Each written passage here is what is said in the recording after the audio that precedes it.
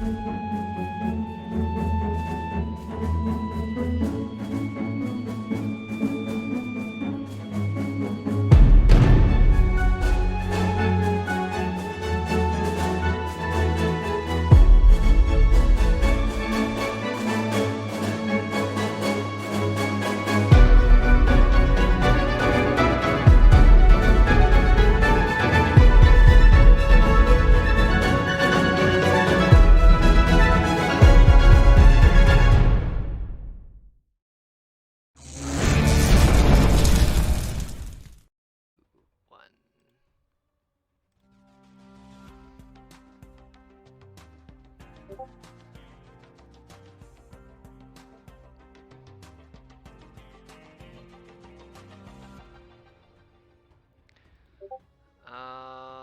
Righty. So, last time that we played, you guys accomplished a couple missions for the Cobalt Soul, and you turned them in, and then you ended up making your way back to the casino hotel where you guys live currently, called the Golden Chip, in case I forget the name, that's what it is, where you sent some messages to some people, mainly to Carrie's mother, who then paid you guys all a visit in a sort of astral kind of form.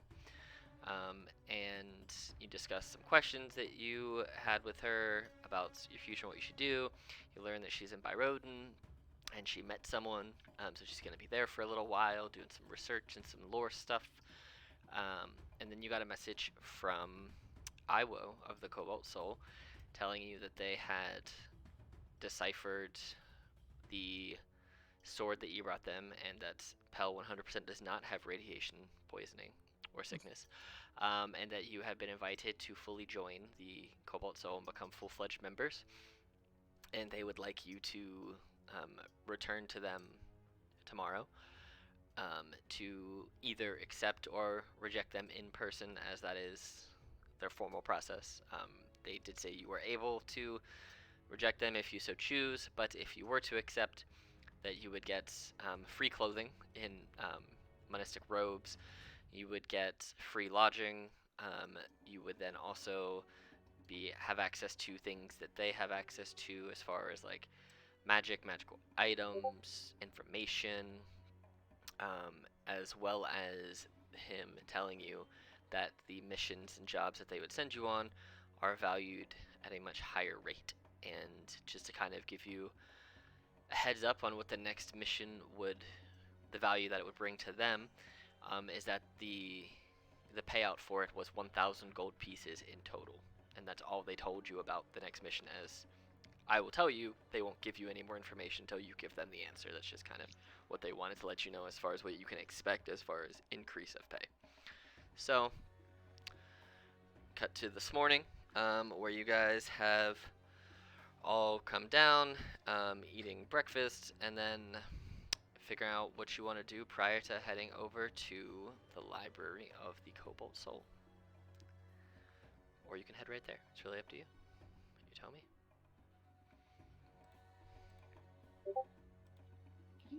I mean, I feel like we really only have like one current course of action, and it's to go to the Cobalt Soul. Right. But I guess we need to decide what we're going to say to them for sure. But like, I feel like we also know what we're going to say to them. You know? I feel like I've never been so sure of a direction in our life. Yeah, but it's true that we need to all be on the same page in terms of what and how much we're going to tell them. I will also tell you that since Moon's not here tonight, I did speak to him about. I asked him straight up what's Pell's opinion on joining the Cobalt Soul or not.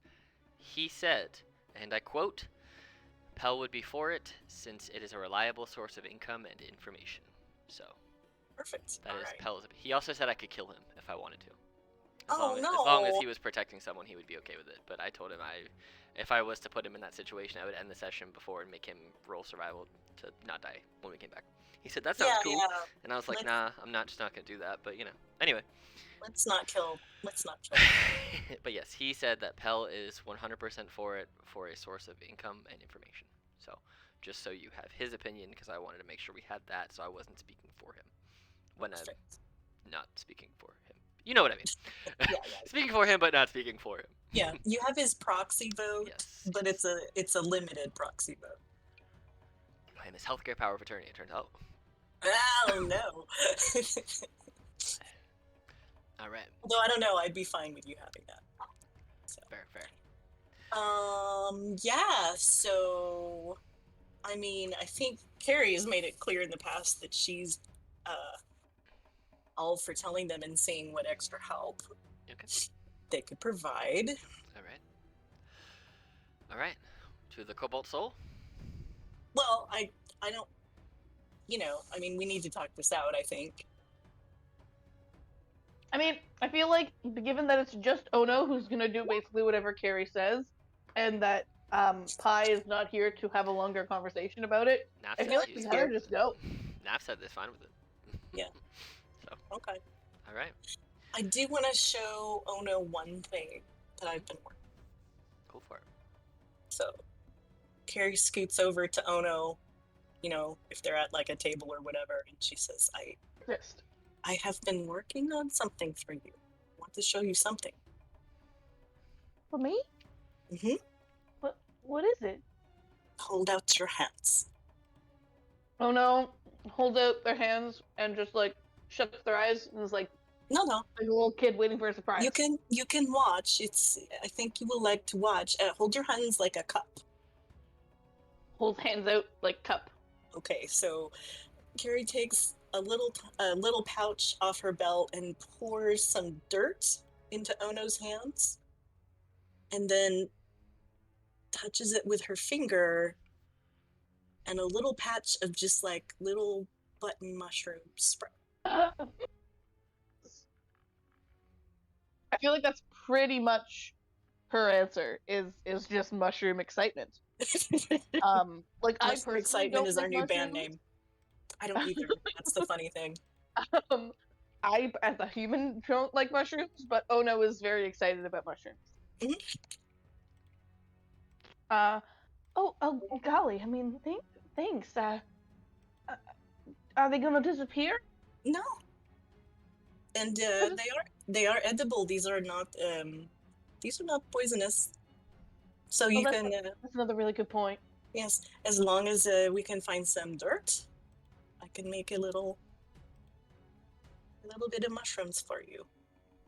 Well, that's so neat. We're gonna have mushrooms all the time now.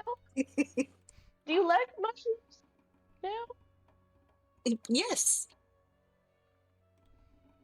Good. All right.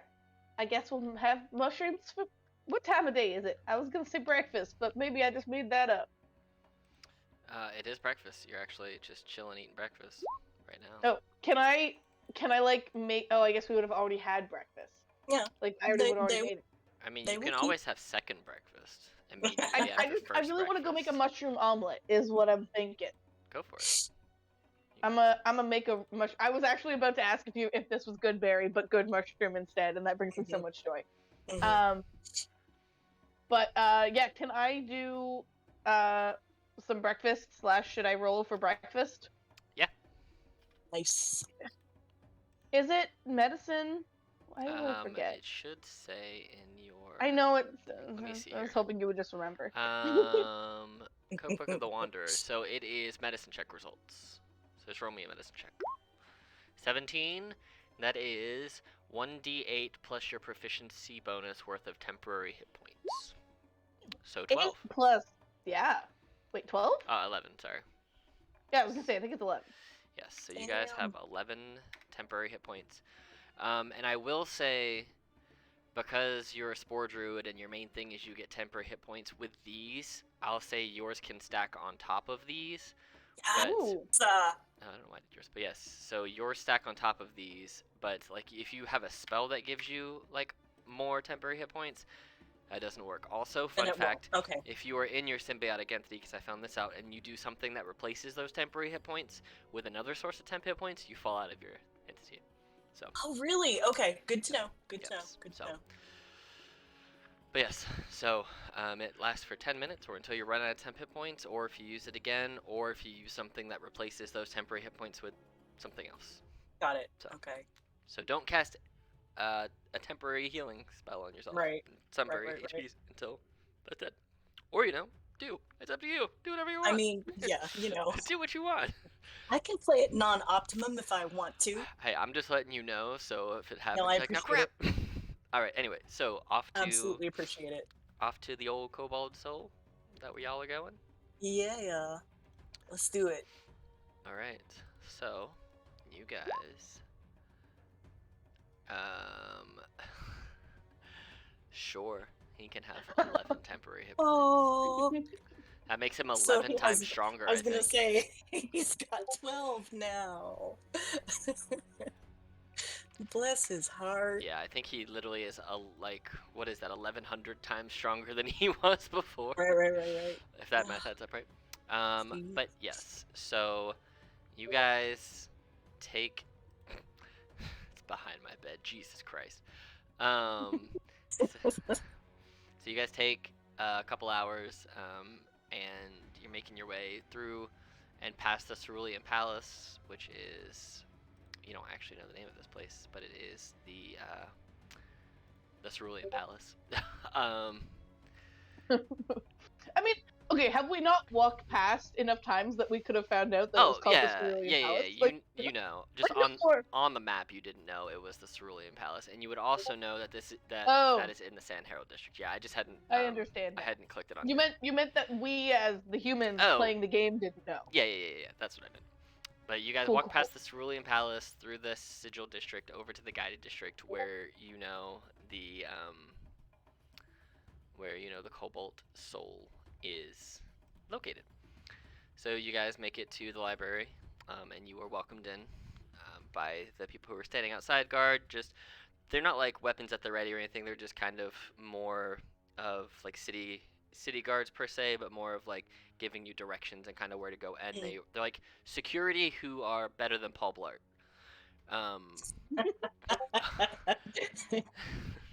So you guys make it there without a problem, and you get in. They kind of lead you. You know the path. You know where you're going. You see a few faces that you recognize of people who work here.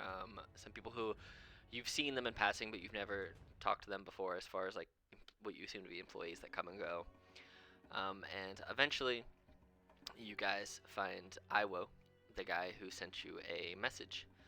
And he walks up, he says, just like I said, we have lunch prepared, and we will eat and we will discuss, and then at the conclusion of the meal, you can give us your answer on yes or no if you wish to join with us. And if you do, then the master, who will also be with us, Jamil,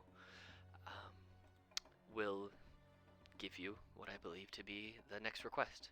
The one that he told me will pay you 1,000 gold pieces. So, any questions at this moment? Do monks have to be real smart? Monks? Not Not that what typically. we're doing when we become monks? Oh, did you want? I mean, not necessarily. You can be monistic without being a monk. It's kind of a That strange is like mind blowing to Ono. You kind of have your own thing that you follow, I think, right, with all the cooking pans on your shell. I assume you follow the order of food in some way. Because really, being monistic just means you're dedicating yourself to something, whether it's knowledge or a goal. Not unlike a paladin who dedicates themselves to an oath, monks kind of have a way or an order that they pursue that kind of drives them. But you don't have to be religious or traditionally monk-like. No, I myself am a monk, and you see he is jacked. This man is not wearing monk robes. He's like a more clothed, older Abercrombie model. Doesn't smell quite as potent, but he's super God. jacked and does not look at all like a monk. He's a really really hot dude. But Nice. he's also Wait, what race is this person? I'm pretty sure this man is a half orc. Nice. I think we had established that he is hot, that he's full Yes, of hot. yes, but yeah, and so But I don't know that we I need was the like, yes, jack but we part have of to it. re-clarify. Yes, we always like to hear about it. always, always, always, always. Yeah. Alex knows all we want is description of hot NPCs. Hot You know, NPCs. like Yes. Alex knows what we want, and he is a benevolent DM most of the time, and gives us what we want. Yes. So he, with all of you in tow, he leads you into a chamber that you haven't been to before. But as you walk in, it looks like that of like a giant dining hall, not as big to feed like 30 or 40 people like what you saw at the military barracks back in Bazozan. It's more of something that would be like a larger staff? Yeah, like a larger staff kind of place. It looks like it probably hold a dozen, a few more people if they were really thin or really small, it could probably hold close to 20, but comfortably this looks like it seats about 10 to 12. So like the master's dining hall at a British, like Yeah. Oxford or something. Yep. And there are doors there's like 3 or 4 doors in this room that Hey, I heard a bloop. that people come in and place food on the table, and as you guys enter, he directs you all to sit, and he also sits, and some time passes, and after a few minutes, you see walking in is a person you have seen before. He is this younger, not quite 30-year-old, darker tan-skinned human man, wearing these robes, holding a book, looking at it like he's reading something or catching up on something. And you know this to be Jamil Alethea, the leader of the Marquesian branch of the Library of the Cobalt Soul, which is where you are. And he closes up his book, sits it on the table, puts his weird-looking pen wand on top of it, kind of makes himself comfortable, and temples his fingers and looks at all of you and says, "Welcome. How's it going?" I respond with, "I got a voice, motherfucker!" He goes, "Well, Oh no, was shocked at the strange introduction that may I even bless you with the power of voice." It was behind my bed the entire time, and that's where I guessed it was. There you Hey, Huzzah. you did a good guess. Good A job. good find. You did a good find. God damn it. Good man. investigation check. Mm-hmm. It's been there So for 2 Carrie years. will give a little bow and say, "We are well. We thank you for your time here." Oh, of course, you've done nothing but been of great service to us so far, and we're hoping that we can put together a mutually beneficial relationship where you can help us and we can help you. As we do have things that we always need more people to gather more information for us, but we do, in kind, pay out quite handsomely, if I do say so myself, and give you access to things that you otherwise would not have access to. So, barring any questions, shall we eat? Actually, let's eat, and if you have questions, we can discuss while we eat. I'm quite hungry. I forgot to eat breakfast this morning. And you see he is looking around no. for foods. Oh no, has that look of like a mother who's just been told that a kid hasn't had a meal? You know that look? Mm-hmm. Like full Molly Weasley, just like okay, let's eat before we talk about anything else. Start Get some shit in you. shoving all the dishes on the table towards Jamil. Yeah. As the dishes are all placed, it's family style, and you see that he just grabs three full empty plates and is just piling food on. Like, this man's not afraid to eat. He doesn't care what anyone thinks about him. He's just grabbing everything he can find, and he is just shoveling it Oh down. no, immediately respects this man like 10 times more. He he's That you didn't respect him in the first place, but like, just to clarify. But you see, when he's eating, he's like, his hands are moving so quickly and the food is being ingested so quickly that it doesn't, he never seems to get any crumbs on his clothing, doesn't make a mess in front of him, and he gets no oils or fats on his mouth or anything. It looks like somehow he's ingesting this food without it touching his skin in a strange kind of way, or his fingers. Well, that's a That's- little weird. Fascinating. You see that his, you see kind of coming just off the edges of his fingers. It almost looks like a ghost hand is coming off of both of his hands, and that's what seems to be grabbing the food off of him. And Ghost his hand. eyes are a little glowy every time he grabs something. So You know, I got a question, like, you know, similar to the whole, like, Essek floating thing. Like, why this is magic that people felt is necessary? Like, I'm not saying it's not cool, but, like... oh, it's not magic. It's his key. It's his way of his. Oh, it's his key! It's his astral self. The way of the... Is he the way of the open pan? No, he's he is way of the astral man. Man with a plan. Man Okay. with the plan. All right. But yes, food goes down well. You see when something's just out of his reach, you see this like ghostly astral arm kind of reaches a little bit further, kind of extending his reach to an extra 5 feet, and grabs it and kind of pulls it back and drinks it. He's like using these astral limbs to grab things that he can't quite reach, and still doing business every now and again. He'll sign something and somebody will come in, he'll sign it, give him a nod, and wave him off. But What is the quality of the food? it is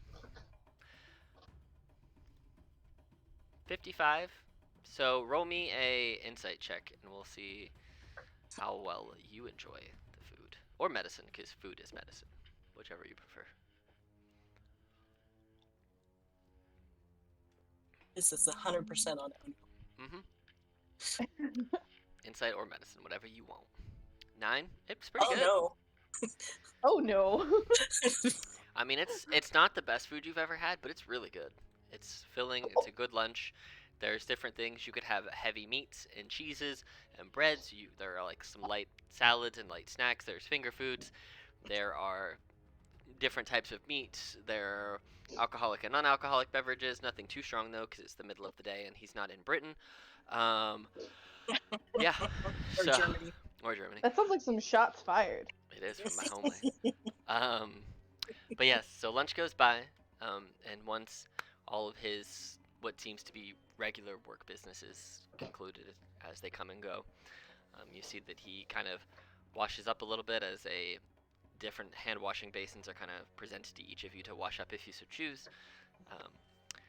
And then he looks at you, all of you, with temples or fingers templed again, and says, "Well, you've had since last night, and the times that you've worked with us before, you did do 2 missions quite recently, 2 requests of us. So I hope that you've had enough time to make a decision on what is best for your group. We would most certainly welcome your strengths and your weaknesses.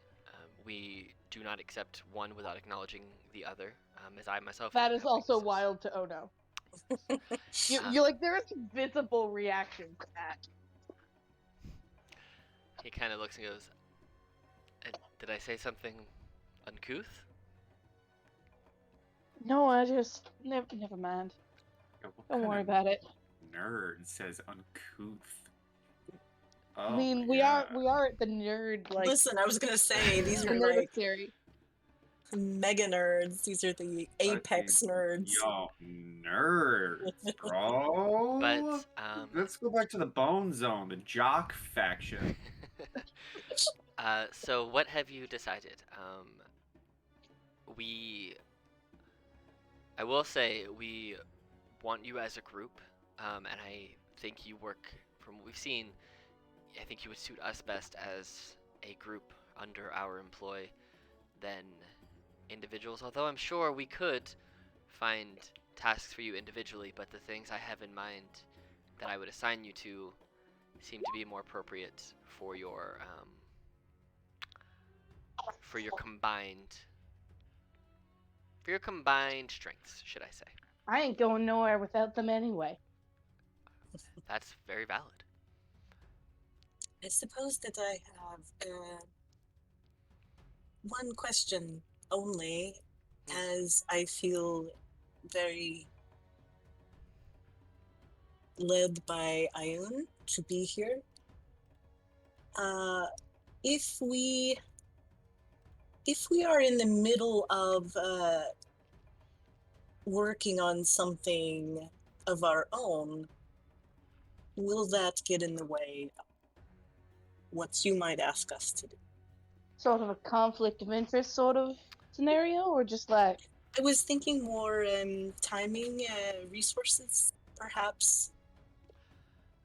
Well, it would really just depend. Without specifics, I can't give you a full-fledged answer, but I guess it would be situational. So, for example, if I requested you go and do something somewhere, and it was very time constricted, and you had, say, 3 days, and we needed you to get there, get it done, and get back within that time frame, but then your task took you in the middle of that somewhere else and extended your time away, and what we needed done was very time sensitive, that could maybe pose an issue. But at the same time, if what you're doing works hand in hand with what we're asking of you, then no, I don't see it being a conflict. It would really be up to you to determine if something was a conflict of interest, and if anything did start to become conflicted, I would, myself or Iwo, depending on who is the most free, would be the first to have a sit-down conversation to figure out how we could best move forward. But without specific details or situations, I can't truly give you a full-on answer. But if that makes sense for what you were looking for as a response, that's what I hope it does. I hope it makes sense. Indeed, yes. So it sounds as if it is not out of the question, just No, out of hand. And Yes. if you do want to join us, which obviously we want that, you have access to the entirety of the Cobalt Souls information and network. So I'm sure if there's something that you are researching or something that you need, given enough time and direction, we could very easily, hopefully, help you accomplish what it is that you're trying to accomplish. As when you're part of the Cobalt Soul, you're part of the entirety of the Cobalt Soul, as long as your role allows that. Now, you're not going to come and do my job as a high curator right now anyway. Unless I die, then that's a whole different problem. But anyway, this This is. I'm trying to use some meta knowledge I have and try and learn it in game. So maybe I could roll to try and learn it about what I know about the Cobalt Soul. How am I trying? How can I word this? Because I know about the person me knows about the Cobalt Soul and what they have. But I would like to learn about what they have, or if I know what they have in character. Because person me knows that most Cobalt Soul places have teleportation circles, but in character I wouldn't necessarily know that. correct. So I'll say this: you would imagine being a wizard, and this being a temple and a library to Ayun, and full of knowledges, that it would be near impossible for them not to have information about teleportation magic. So you could be very, very confident in character that they have knowledge and or access to teleportation magic in some shape or form. But roll me a d20 luck check to see if you have heard specifically that they use circles as far as their teleportation methods, or if they just have access to it, like I just kind of said. Okay. So, and we'll say D20? DC, yeah, D20, and we'll say the DC is 14. Okay. Ooh. That's a fair way of gaining meta knowledge in Yeah, character. because you do know a lot about what they do from what they've told you to, and you're in a big ass library with books everywhere, so it's gonna be in there somewhere. But yeah, so just straight D20. D20. Okay. You have heard, you have never seen them, but you've heard that the way that some of the upper level folks in the Cobalt Soul get around very quickly is through the use of teleportation circles and things like that, and they can very quickly go from one of their headquarters to another in time of great need, or if they just need to go there for something. So if one was being attacked in Zadash, for example, you know that they could bring troops from literally all of their other ones and bamf them right there. Yeah. Okay, that was a good way to do that, because I didn't want to meta it, but at the same time, this is something I'd want to have learned in character anyways. Hypothetically speaking, at our current level, before we level up, if I were to find a teleportation circle and study it, would you allow me to then add it to my repertoire when we level up, and if I learn teleportation circle?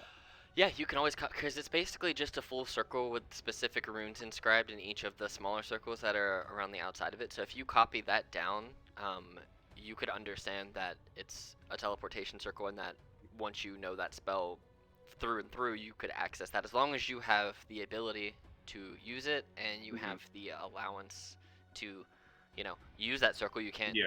It probably wouldn't be a good idea if you found one that was being guarded by like some really evil folks, and you decided just to pop on in there and try and use it regularly. That might not be a good idea. Didn't the Mighty Nine do that?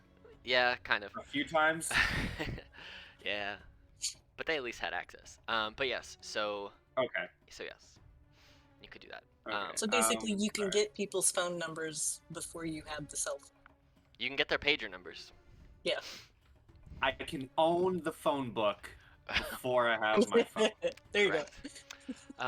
But yes, so what is your decision as far as joining us and working with and for us? I kind of like the prospect of more knowledge as a wizard. Yes, I would very much like to join. Pell nods and says a steady source of income and information is definitely something I'm interested in. Hell, you goofy man. You with I'm doing whatever they're doing. That's horse and wife trouble. The Jamil kind of looks over and mouths horse, wife, centaur, whatever. Thinks to himself. Well, it sounds like, if I'm not mistaken, you wish and are welcome to being the newest members of the Cobalt Soul. I think that's what we're saying. Yes. Excellent. Well, then, let me tell you what membership comes with. And you see he claps his hands, all four of them, his two astral hands and his two regular hands, and a door behind each of you. So 4 doors swing open, and 4 people walk on in with things in their arms, and they sit them down in front of you, and he says to you, well, welcome to the Cobalt Soul. All of you receive robes, just like the ones you have seen members wearing. And you see these ones look a little different from some of the ones you've seen others wearing. These are more like a pale white with bright blue threads. Very kind of two-tone in their whites and blues. There's not a lot of flourishes to them. There's not a lot of fanciness to it. These are very basic monastic-looking robes. And he says, as you progress further and further up through the Cobalt Soul, as you are promoted and gain new ranks and new accomplishments, your robes will change to reflect that to anyone looking at you directly.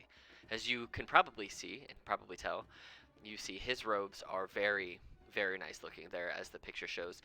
He's got like this robe on top of his robes, almost connected with this this bronze 3-way chain, which has the symbol of Ioun on each of the clasps holding it all together. He has different runic versions of the Eye of Ioun kind of posted all over this very very flamboyant looking over robe.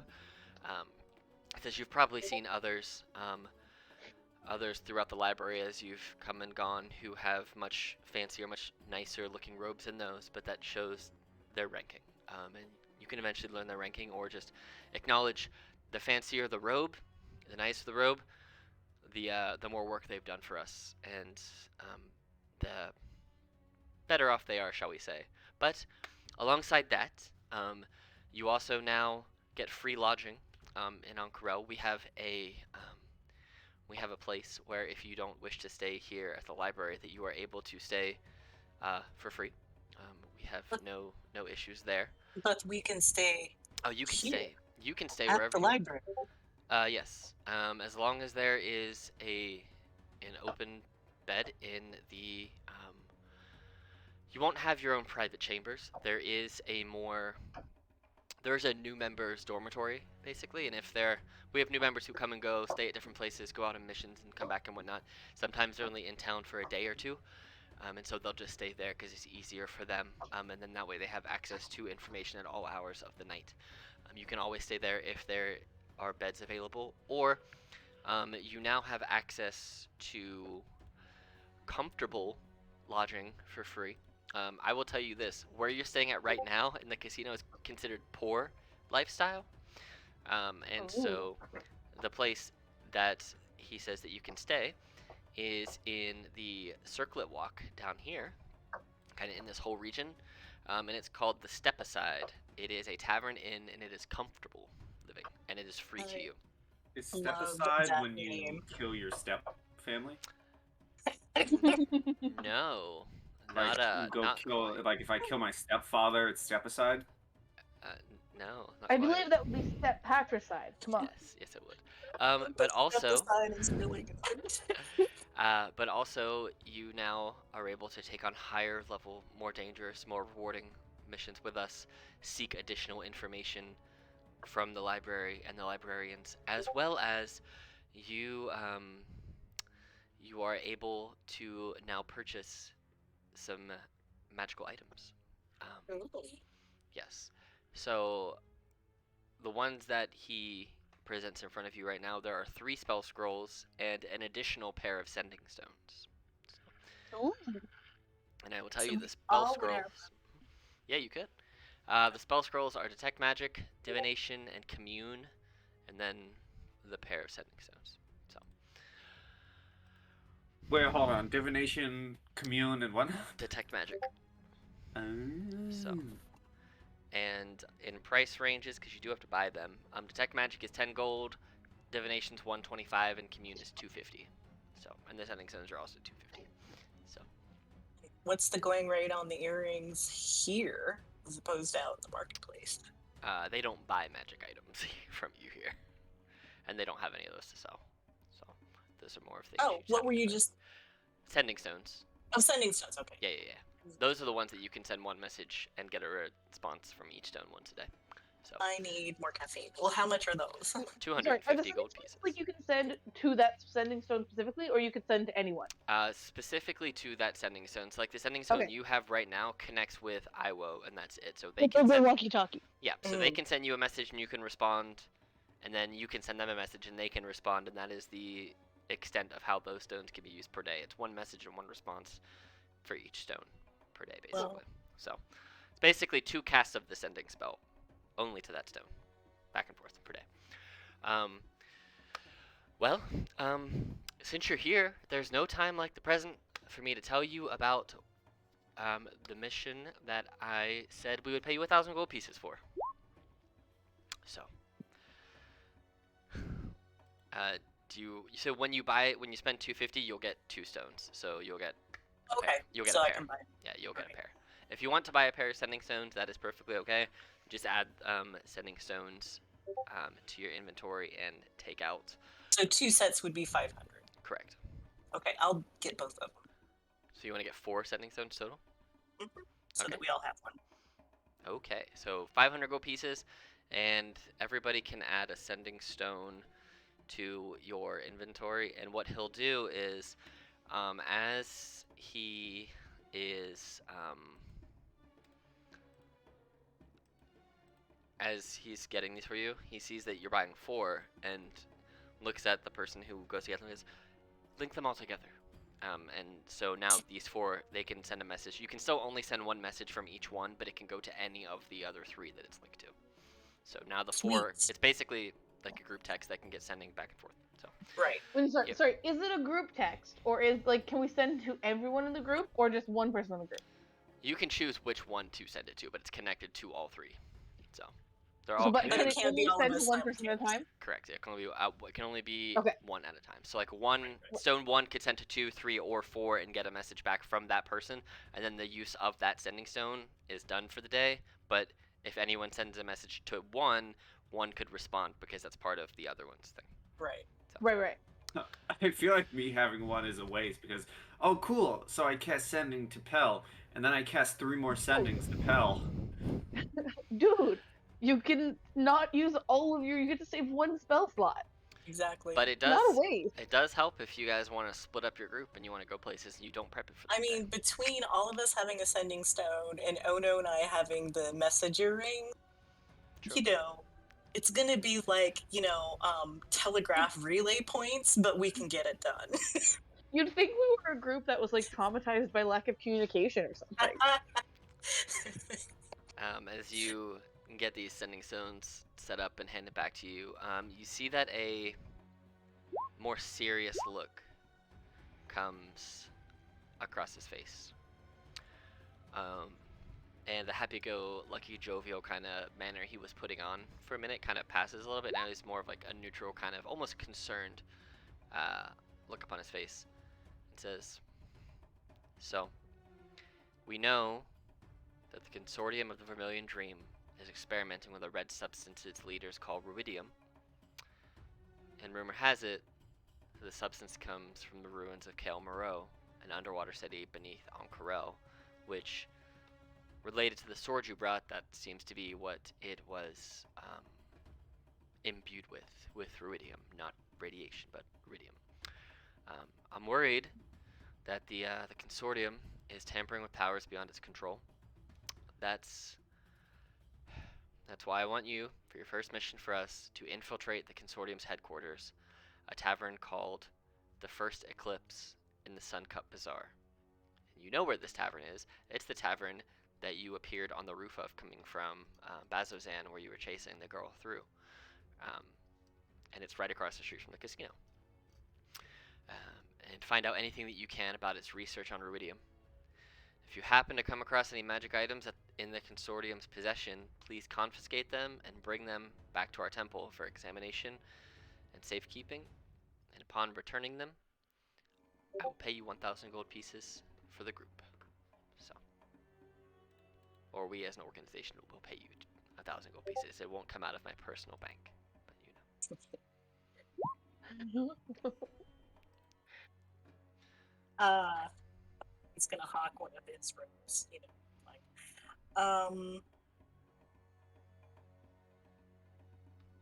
Sorry, what was the name of the underwater? Kael Moreau. Here, I'll just do this. Bam. That's the whole thing, but you were already talking to him, so we just started here at the We Know, because that stuff is just... Oh. So. And in your last vision, I believe you saw some ruins of an underwater city. So We did. putting 2 and 2 together, it wouldn't be the worst connection to think that the ruins you saw were likely of Kael Moreau, underneath Ank'Harel.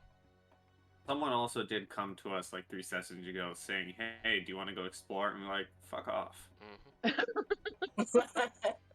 I mean, 3 sessions ago, was that a dramatic time for us? Maybe.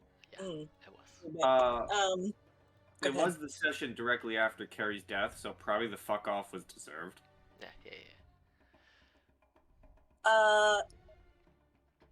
And I don't think at that time they said anything about an underwater city. They just said something about going under. So,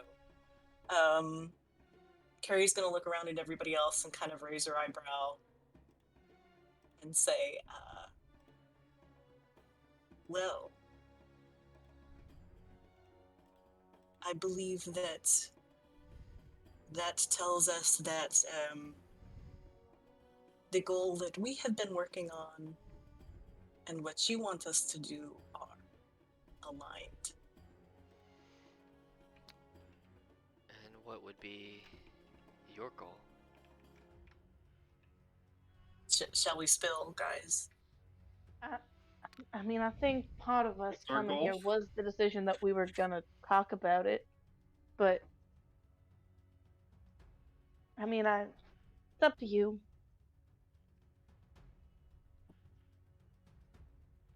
And Oh, right. Save the dude. yeah.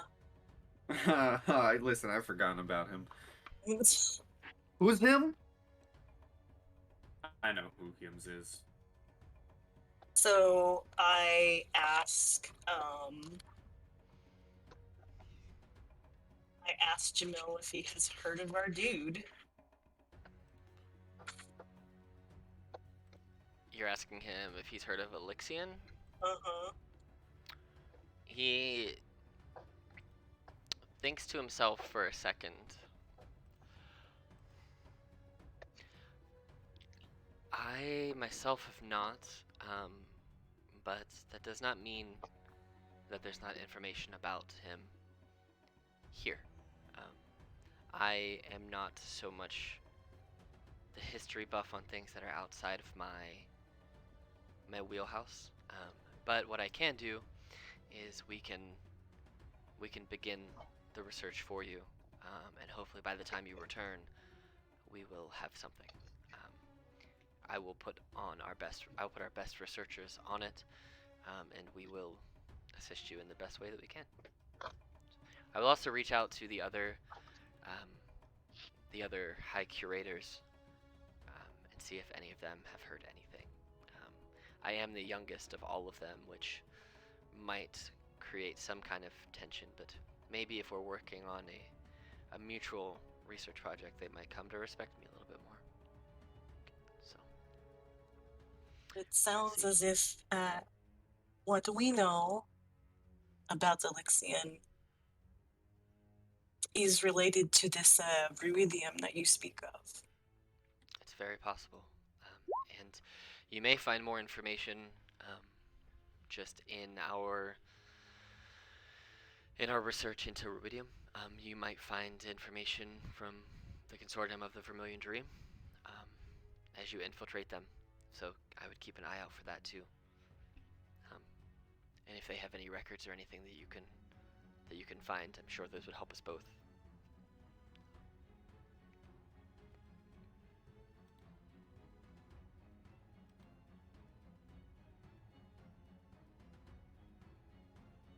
So Carrie is sitting there wondering if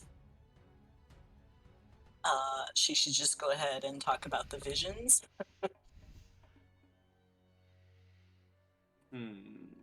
I think we discussed more or less trusting these people, but Ono personally is not going to talk about it, and like would have stated that as a group. Like, she personally does not have a specific reason to trust these people, and does not want to share, but like is not against the other people in the group sharing, Right. if that makes sense. Yeah. Carrie is just thinking that the more they know about that, because it's good to have parameters when you're researching something big. It's good to go into it with a particular direction. You want to have like those Google search terms like really ready to go. Get those Boolean strings going. Yeah. Yeah. It's medium nerds.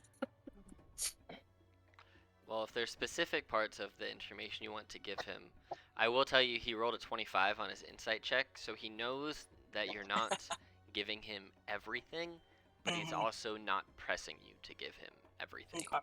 As you can tell from how this is the first time you've spoken with him. Like, you've seen him and he's kind of waved and said hello in passing when you first came to the Cobalt Soul, but hasn't Right. had a full-on conversation with you. You understand from him not necessarily giving you everything they know about ruidium. You understand that you both understand mutually that it takes time to fully want to have open discussion about things that are private or that are important or that things that you're working on that could have larger effects. Oh yeah, so, like wait, yeah. do we? Where Hmm. did? Hmm. Do we? What do we know about that stuff? Like, cause I don't want to mix up what I know as a person versus what I know as a character. About rubidium? Yeah. So, he tells you that rubidium, from what they know so far, it is that it's potentially destructive, and that it has strange powers, but they have not been able to fully understand what the rubidium powers are or how to utilize them yet. Um, but they're working on it more and more. We also got cursed by Ruidus on our travels You did. at one point in time. We did. And then the latest vision that we had was that Elixine was imprisoned underwater in those ruins and lit by a red glow. And he was angry because mortals were harvesting the source and leaving him trapped. Cool. So, I'm back up to speed on what Ono knows versus what I know. yeah. So. Yeah. But yes, you have not. You've only had rubidium in your hands for a couple of seconds before you wrapped up the sword and put it in a bag. So he says that it has powers, and if you can harvest the powers and attune with them, you could likely use them to your benefit. But there could be a cost, but we don't know what the cost is. But it doesn't seem like it would be deadly, or that it would cause immediate problems. But we'll research Iridium further, as we are, and this is also why we're sending you to infiltrate the consortium, the Vermilion Dream, as we believe they have more information about Iridium, and that they're stockpiling the weapons and armor made of it. So, I just want you to find out more information and confirm or dispel the fact that I think they have it. But they know me, and, you know, I can't just go infiltrating other organizations, because, well, that wouldn't go well. But So I dare say, putting on our new clothes right now might not be the best. Probably not, no. But the symbols that are on it, they all come with a necklace of Ioun on one side, the symbol of Ioun on one side, and the symbol of the Library of the Cobalt Soul on the other. So you can always wear that under your shirt or wherever you want, or put it on your person however you want to, and you can always show that to any place that you would need it. So.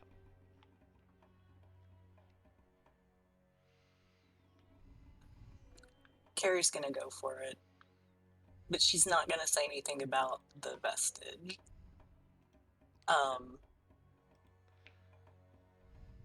So she just kind of sighs and looks at the party and says, I believe that the more they know, the more specific help they can give us. The more you know. Suddenly a rainbow appears over Carrie's. Yeah. All right. So what do you want to tell him specifically, as far as what you want them to look for? I am going to tell him that we have had visions, shared visions, and just kind of like the one that I just said, the latest one, that we've been getting the sense that it's important for us to rescue him, or at least find him and find out what's going on. And I think that Carrie basically thinks that this is something that Ioun is leading them to do, but she's also a little bit concerned, what if this is something evil that might be tricking us to release it upon the world or something. It's just, well, It's always a good idea to maintain an open mind about the intentions of others, because they could come across as well-to-do and have the best of intentions, but they could be a trickster in disguise. So it is a good idea to keep that open mind. But I will spend the afternoon putting the research team on Elixion, seeing if we can find out anything more than what you have told us. But otherwise, I encourage you to go to the Suncut Bazaar, which I understand you probably know very well at this point, because I understand you're staying at the casino there at the Golden Chip. But yes, I have to get back to my daily duties, but good luck on the infiltration, and we hope to see you upon success. And he kind of nods and stands up. Okay, Groot, stealing the moon. He nods, stands up, kind of pushes his chair in, grabs his book that he had on the table with his weird Penguin thing, and opens it up and gives you one more nod, and then leaves the dining hall. And then Iwo, who's been there this whole time, says, well, there's nothing to it but to do it, I guess. And he kind of leads you out of the dining chamber back out into the main floor of the library, and then nods and goes on his way to go take care of Iwo business. Do we have to? Can we just show up at the other lodgings and show them our badges? Oh yeah, you can show up at So we don't have to like. No, you don't have to call ahead, nothing like that. You can, as he would have explained to you too in the intro of all of accepting you in, if you go to the step aside down here in the circle walk, you just show them your Cobalt Soul insignia, and they have a whole block of rooms set aside, or they can at least make room for you. If it can't happen immediately, they can make room by the end of the night for you. For you to rest and whatnot. You might not get more than one room at a time, but you can always get a room big enough to occupy your need, fulfill your needs. So, I think we could maybe ask Iwo if they have any tips or suggestions in terms of infiltrating the consortium. Yes, I would say don't bring your own. They don't care about your personal feelings or your baggage, but they're a very tight-knit group who hate the allegiance of Allsight and then us, obviously. So if you were to just show how much you despise everything good about this city, that's probably going to be your best bet. Okay. Do they have a god that they follow in particular? Not necessarily, but they're all of the occult. I will say their masters they have this thing about naming themselves after animals. I know the 5 leaders. I know their names, but I've never gotten close enough or wanted to get close enough to meet them. But here, I will do this. I'll just put them here so you can see. Whoops. Alright, so let me get these put so they make more sense and you can read them. Alright, so you have a Goliath named Eridrin the Owl. There is a halfling, Denderon the Sun Bear. There's a human, Larthul the Wolf. There's a dwarf, Kelker the gull, and there's an elf called Vril the moth. Moth and Gull? You guys couldn't have picked anything like cooler? Hey, I didn't pick their names for them. What was the last one? There was a door. Vril- You Vril just month. posted it. Sorry. Yeah, sorry. you're good. Franklin the turtle. You could be. But yes, basically, if you can, I don't know, maybe appeal to their occult senses, and hate everything that's good, maybe. I'm not an infiltration specialist. That's not my thing. I'm too, well, to toot my own horn a little bit, I am too attractive to infiltrate groups with not attractive people. I stick out too much. That's hilarious and I love it. Ona doesn't say that. I am too pretty to go undercover. He I'm goes just too undercover. It's pretty, just with bro. the hot elf organizations, not with the consortium of the Vermilion. Right. I'm just too hot for these people. He's too memorable, you know. True. If there's a chance that they just barely caught sight of him, then there's no way. And in order to be accepted by such an organization, it seems to me that we will have to do something to prove ourselves. Maybe, I don't know. You might just be able to sneak in and do a smash and grab, take what we need, or just sneak in and rob the place, or find information without having to attempt to join them. That does seem preferable. Yeah. But if it comes down to it, if we infiltrate by joining them,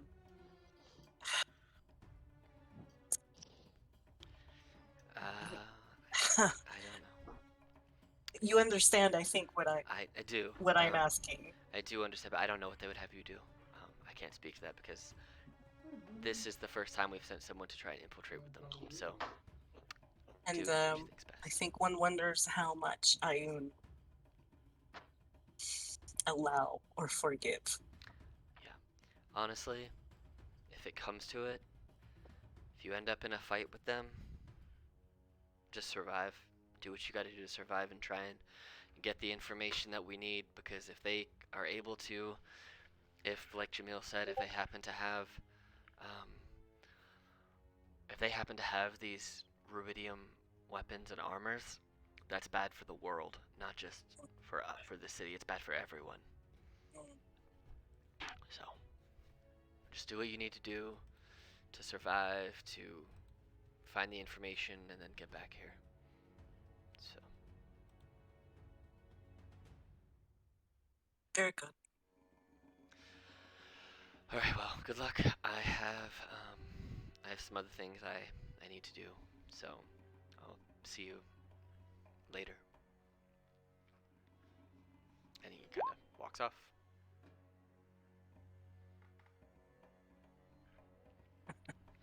I think the end of this campaign is going to be the reveal that we all have radiation poisoning. It's going to be a whole Chernobyl situation. You're going to transform into an animal with freaking 10 fingers on one hand. Well, I'm pretty sure that transforming into an animal is kind of what both Gary and Ono's. I mean, not actually an animal, but like Path of the Beast is like growing a tail. but Yeah, you know, but, I'm like, going to be a fish with 3 eyes. Yeah, but here's the thing: you're gonna grow a tail, Ono, but then because of the radiation, you're gonna grow like 7 more. All of them out of your nose. It'll be fine. Don't worry about it. No big deal. Mhm. Hell's just gonna become a horse. Gently green glowing horse or red glowing horse. Well, should we go like move our stuff from the casino to this other place? But how will Nath babysit? Yeah, I've grown attached to the casino. You guys can move if you want to. You don't have to move. It's just an option. You have the ability to stay in a nicer place for free if you happen to need to. Wait, are we paying for the casino? Yes. I mean, for the record, I don't want to pay for the casino. Yeah, I've been. It's true. Oh, right, that's why I haven't noticed that we've been paying for it, because you did it. Yeah. But it's not very much to stay there because it's a poor place. So Mainly, they make their money off of people gambling, so they don't have to worry about like 1 gold is probably like a month's worth of staying there. Mhm. because it's under poor conditions. So I probably get a discount because I babysit the kids and 2 of the workers. And I even made friends with the guy who gave me the room. It's true. there you go. It's true. I mean, Carrie certainly has camped essentially most of her life. I will so... tell you, the cost to rent a room there per person per night is 2 silver pieces. It's poor. Dude, Comfortable. math is like... If it makes you feel better, comfortable is 2 gold pieces per person per night. So use that to equate how much nicer comfortable is than poor, and that's what your difference in comfort Nath is giving them so much money for these rooms because he's like, I don't want to... Listen, I may be a wizard, but I don't want to do the gold split. So here, just take this gold and put the extra into renovating this fucking place. Yeah, they're definitely not renovating Cleaning it, the but, blood out of this. The blood out but of whenever this. they do things like open a new patio, y'all are the first on the list. You guys like top of all their lists right now because you just keep giving them good money. Hey man, listen, all I'm saying is at some point in time, this place is just gonna, like, I'm just gonna buy this place and turn it around. It's still gonna be a casino, but like, We buy the we're gonna put casino. some work We into buy this. the casino. We buy the Endgame. casino! Endgame, we buy the casino. We buy the We casino. name it the Drunken Owl. Oh my god, we buy the casino. Holy crap. And the manager in charge is just the lizard. Mm-hmm. Solid. Wouldn't that be a little traumatic for Bob? No one said he's the face. He's not doing the business work. He's just the face. Right. No, listen. Bob is the muscle, okay? we're gonna turn this place in. Anyone tries cheating, Bob, go If fucking... you let me awaken him, he'll be the muscle. Like, whenever we need to, like, whenever someone's cheating at the slots, dude, I just cast Enlarge on Bob and sick him. That would be terrifying. A 5 foot by 5 foot lizard coming at you. I'd run through that. And- Not have this. And the crazy thing is, because despite, lizards being tiny in D&D, we haven't specified the type of lizard. Or no, didn't we say iguana? And iguanas are fucking large in real life. Yes. Yeah. They're pretty big. Yeah, they're still small for the purposes of small, but when you look at their they're big, but for a normal human who is considered medium, they're still huge, small creatures. Yes. So they're still really big. And then enlarge an iguana, It's basically dude. That's a crocodile. Godzilla. Got it. Basically Then you've making got a a crocodile. Gila monster, and those are terrifying. Yeah, then you can just do it again and just give them a potion of growth and get it even bigger. No one's gonna cheat at the Drunken Owl. Nope. Anyway, so what is your guys' plan? You do know that they want you to go back to Suncut Bazaar to bust into the first eclipse, which is the tavern. Right. Not too far from where you guys were staying. So. Ooh, there's a lodging, a resort called the Lap of the Gods. Fun fact. Nice. Huh. It's up here in the Sand Herald district. It's wealthy, so it's probably really expensive. Yeah. Anyway. I'm curious about the other lodgings. It's not super important though, but we do need to we need to plan. Yeah, I was gonna say, like, do we just go? Do we make a plan? Do we case the joint? Like, what's our immediate plan? Pacing the joint is an excellent suggestion. All right. I would don't know like if to at Ono least specifically made it, pretend but, that you know. we have a plan. It'll go to shit as soon as we start to implement it, but it would be fun to pretend like we have a plan. Like, part of me feels like, what if we just don't have a plan and we just go? Because, like, that's what's gonna happen anyway. I mean, you But guys just know save that. us the time. You guys know that bazaar very well. You've literally been staying there since you got here. These people hate the Cobalt Soul. Mm-hmm. Yes, and they hate the Allegiance of Allsight, who was the other people you were talking with before you joined up with the Cobalt Soul. So then, by connection, they probably hate Ayun. Yeah, should we, like, drop off our stuff so we're not just walking in with a bunch of Ayun / Cobalt Soul stuff? So maybe we should go check out the lodgings.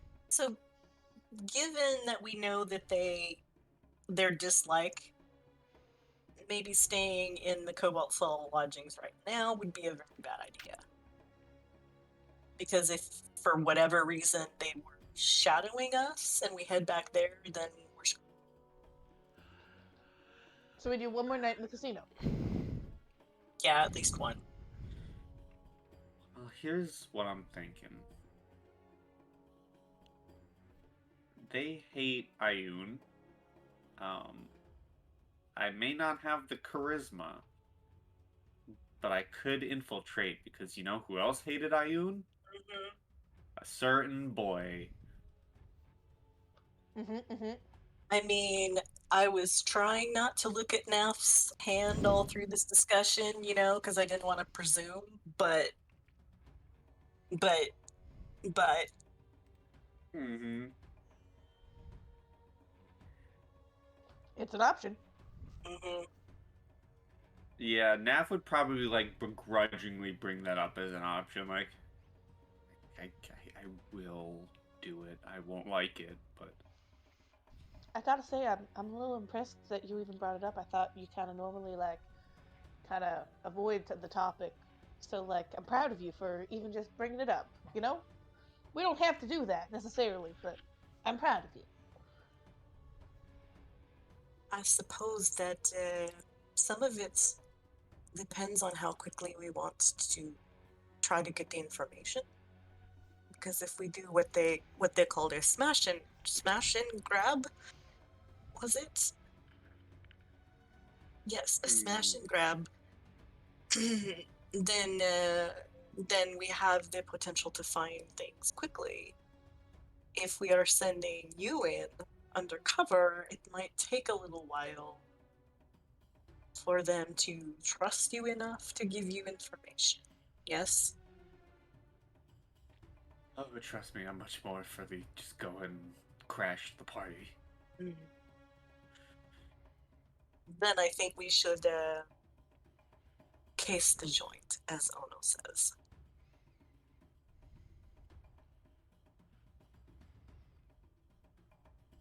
And the thing that I wonder, and we might know this better,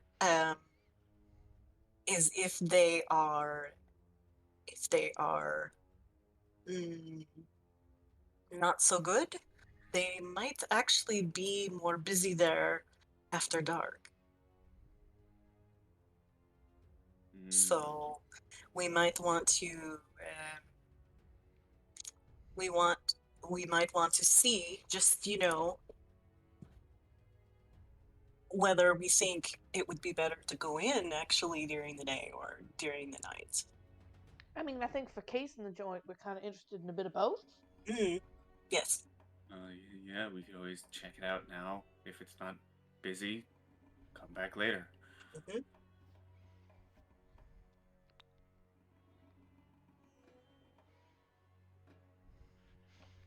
So did we agree that we dropped off our stuff? You can drop it off on the way down there. You just, instead of walking directly this way, you guys can just walk down this way and then come back up. And you'll just end up, you can go back in the Suncut Bazaar the same way as you. Do we have a magic bag of carrying yet? Bag of holding? Yeah, yes, that.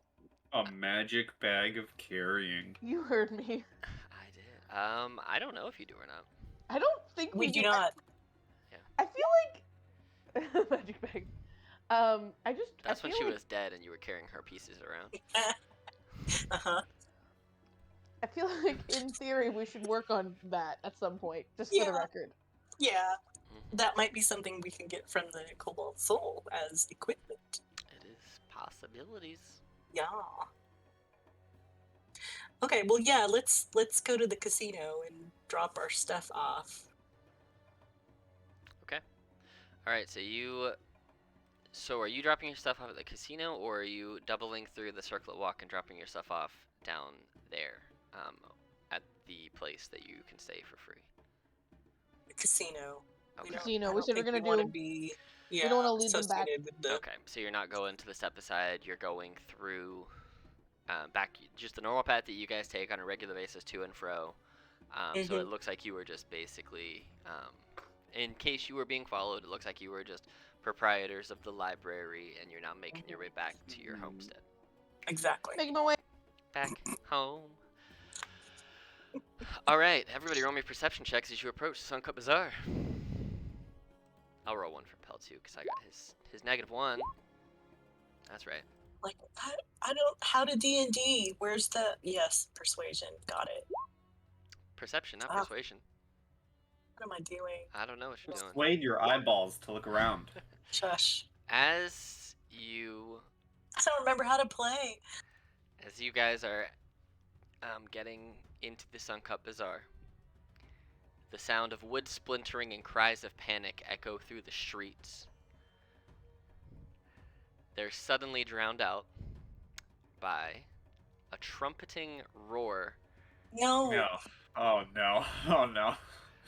that heralds the arrival of not one, but two Ruidian elephants. I need everybody to roll me initiative as the marketplace is under Why, attack. Alex? Why? Why you gotta do me like this? Does Carrie go into like a PTSD episode? Exactly. Curl up into a little ball. Christ almighty.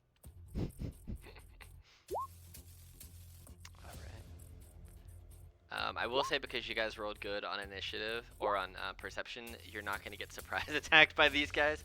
But you do see that this first one is smashing through, and this other one's not far behind, just following suit, smashing and breaking shit. Carrie, you are up first as you see the thing that killed you before. What do you do? I hate this so much. I hate it so much. It's funny because the kobolds, each of the two, only have one quest with Ruidium elephants, and you just happen to do them both. So it's the first one for the allegiance and the third one for Cobalt Soul. Okay. Yeah, you're up first.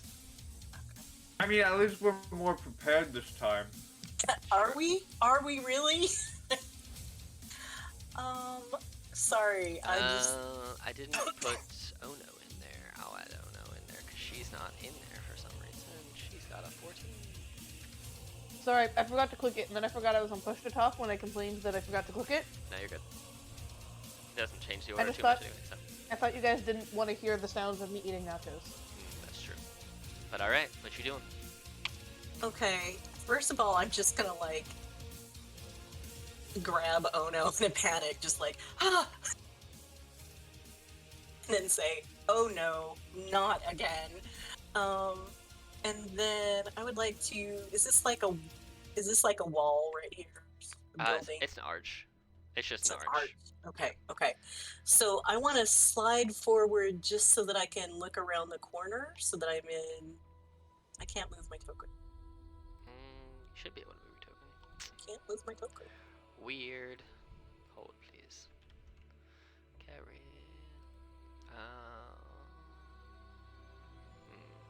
Edit. Oh, here, hold on one sec. We'll just try this. You had 23. Alright. Try and do it. Try and move it now. Okay. Can you move it? There you Yep. go. Cool. You'll just have to add your HP and stuff back to your. Okay. Back to your Yeah, thing. I can do that. So I want to just kind of slide around so that I still have partial cover, Okay. and I would like to pop down a 10-foot radius sphere, like here-ish, so that I get both of them, hopefully. Okay. I'm also gonna put And- this around you because this is your aura that's just always around you all the time. Thank you. And I'm popping Wither and Bloom down there. Oh, it's just a one-time thing, right? I just need to put out one little thingy-majig? Yeah. Alright, well, I'm just gonna use, I don't know, this, because it's the first token I saw. That's Um, fine, and they both need to make con saving throws, which they probably make, but You putting it right there? Yeah. Cool, and it's con save DC what? 15. Alright, okay. 22 and 7. So the top one's 22 and the bottom one is 7. Okay, so 9 damage to this guy. 9 damage is full, and then half damage. Cool. Alright. They saved. And just as a reminder, if anybody needs to regain some hit points, you can run into that area and I think roll a that hit die. I think that only they have to be in there when you do it, right? Because that doesn't last. That's just immediate. I think that's. Oh how yeah, it you're goes. right. Yeah. You're right. Yeah. So anyway, okay, yeah, that is what I did there, and then I'm gonna go ahead. What did I move? Like 5 feet? Something like that, yeah. So I'm just gonna head back down here again, maybe in some partial cover. Okay. Just so that we're not all clumped up. I'm just gonna, because this is basically just like a wall, that has the arch in the middle of it. So we'll just say that you're like in front of the wall at the edge right there, and this is just like the pathway to get in. Okay. So. Gotcha. Where'd initiative go? Oh, I hit the wrong button. Whoops. There you go. I don't know. I clicked the wrong thing. Oh no. We got out of initiative real quick. We're done. Yay! We won. But yeah, you are up. Oh no. I would like to rage. All right. I think I'm gonna do the tail one. Ooh. What's that do? I grow a lashing spiny tail which deals 1d8 plus 5 piercing damage on a hit and has the reach property. Ooh. So your tail gets longer and spikier. I like it. All right. I love it. So you rage as a bonus action.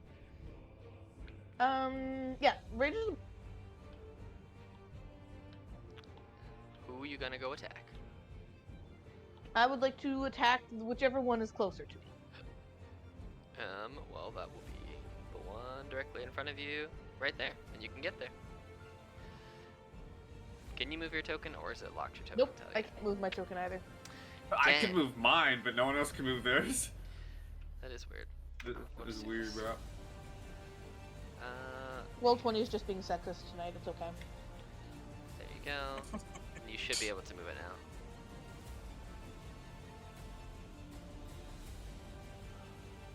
I think. There you go. Oh, I gotta put you back in. 14.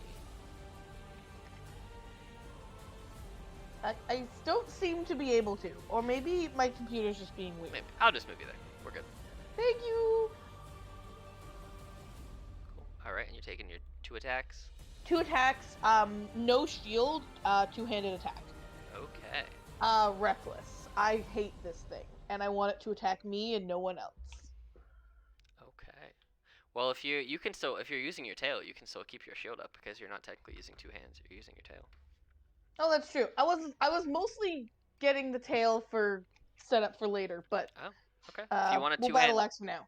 okay. So 2-handed battle axe right now. I like it. Go ahead. You have an advantage attack. 2 of them. 20 hits and 11.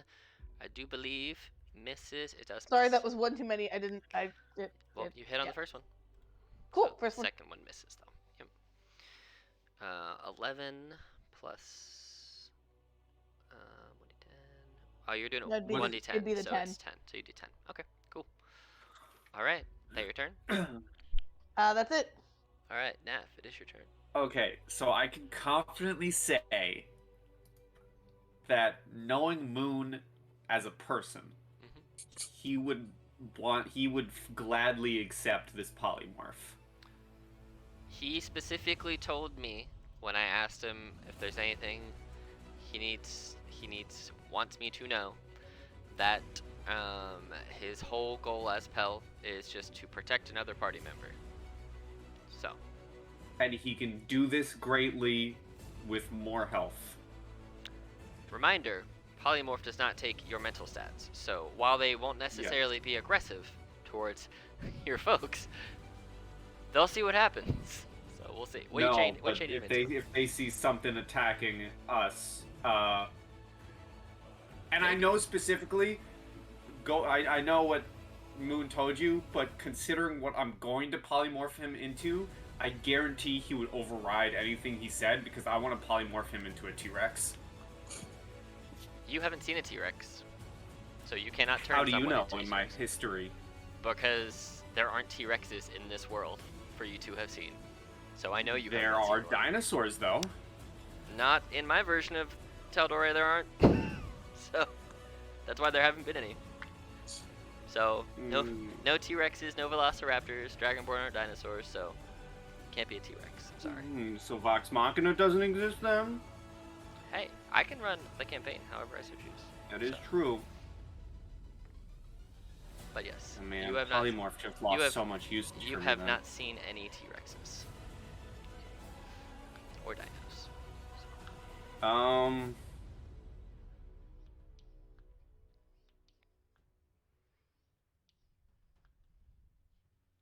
I'll just magic missile the first one.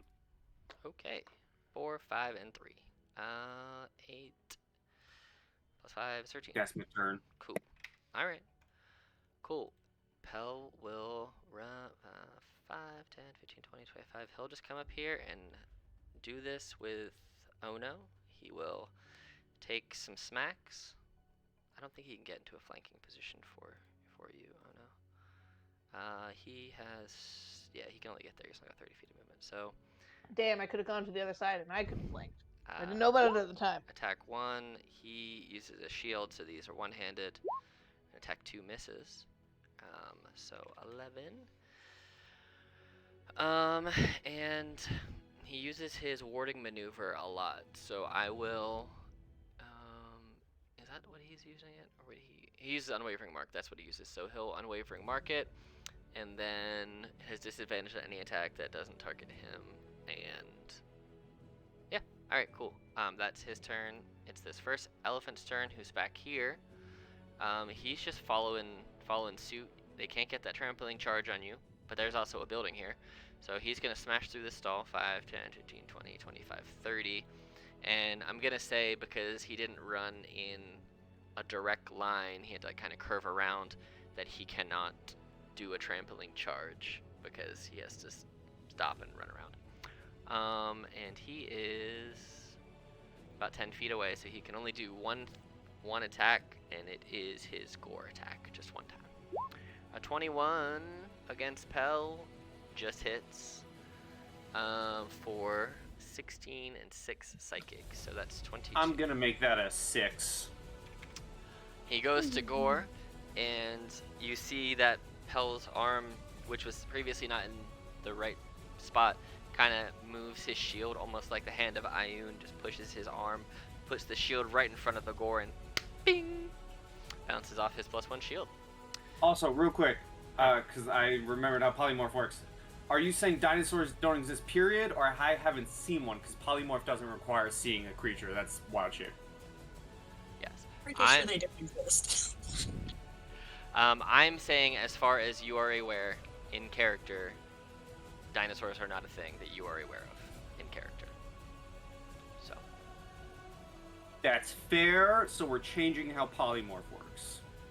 You can only change polymorph into things that you are aware of that are real things. And if you are not aware that a dinosaur is a real thing, that's not something that would come to your mind to change a person into.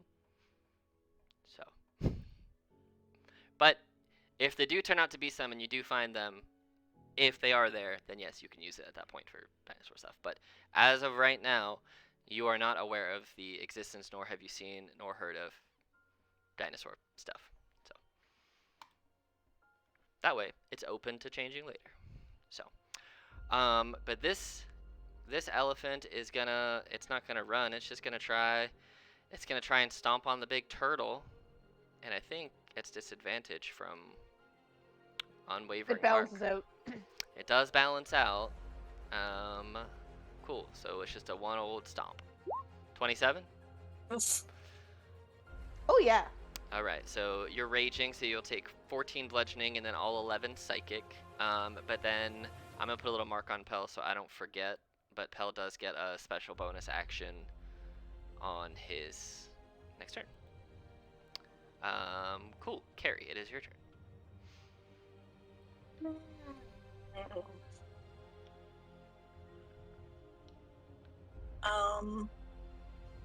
I think what I'm gonna do. So this is kind of a desert-ish area, right? It is the jewel of the desert. The city. As such, are the odds of scorpions being around fairly high? We'll say in the city they're pests, so people, but they're like rats, I would say. So let's say roll a D100, and we'll just say it's 50-50. Do you want high or do you want low? I want high. All right. So if it's above 50, there are scorpions in this specific part. There are scorpions around in the city. Just are there any here? There are. Okay. Likely. Very likely scorpions here. You can. Okay. Like rats. In that case, I would love to look around. Maybe just see one scuttling and grab it up in my hand. And just pet it once. Just and cast giant insect. Oh. All right. I don't know if I have. I have it. Oh, Don't you do? worry. Yeah, I've got the stat block. Awesome. Do you have a token for a giant insect? That was my thing. Just you could use whatever. Yeah, I'm just trying to see if I got any. Real quick. So it is up to you, I think, because it acts on my turn each round. And this says the GM has the statistics and resolves their actions and movement, but I mean, why wouldn't I do it? Yeah, I don't. All right. I'll run you it. Can, you can run it, and this is the token we're gonna use because this is my favorite token I think I've ever seen. Yes. Okay. It's so the question a wasp is, with boxing gloves, guys. it's perfect. I mean, I could do a giant wasp, but I want a giant scorpion. I mean, that's fine. It's the only one I can find. We got that. So it does act on my turn. So are you going to give it summoning sickness this turn, or can it attack this turn? If you summon it right now, it can go right now. Okay, cool. So it is going to skitter hugely up to. I can't move it.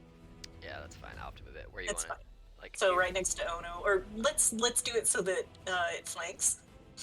Cool. All right. There we go. That's about as close as I can And- get this giant boxing wasp.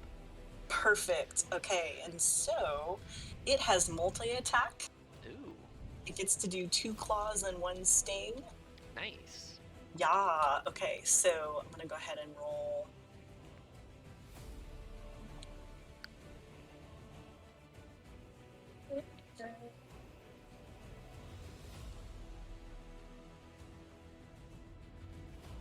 Ooh, boo. That will miss. He goes to punch and just like blop.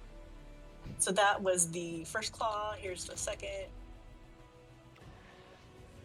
It should just let you click right on the attack on your character sheet. Well, I'm right at the moment. I'm just looking at it on the web. So I'll see if I can plot it in later. But I was just trying to No, you're good. get going. Second attack, natural 20. Yeah, that hits. So it is 1d8 plus 2. So it'll be 1d8 plus 2 plus. So it's basically 1d8 plus 10. Right, yeah.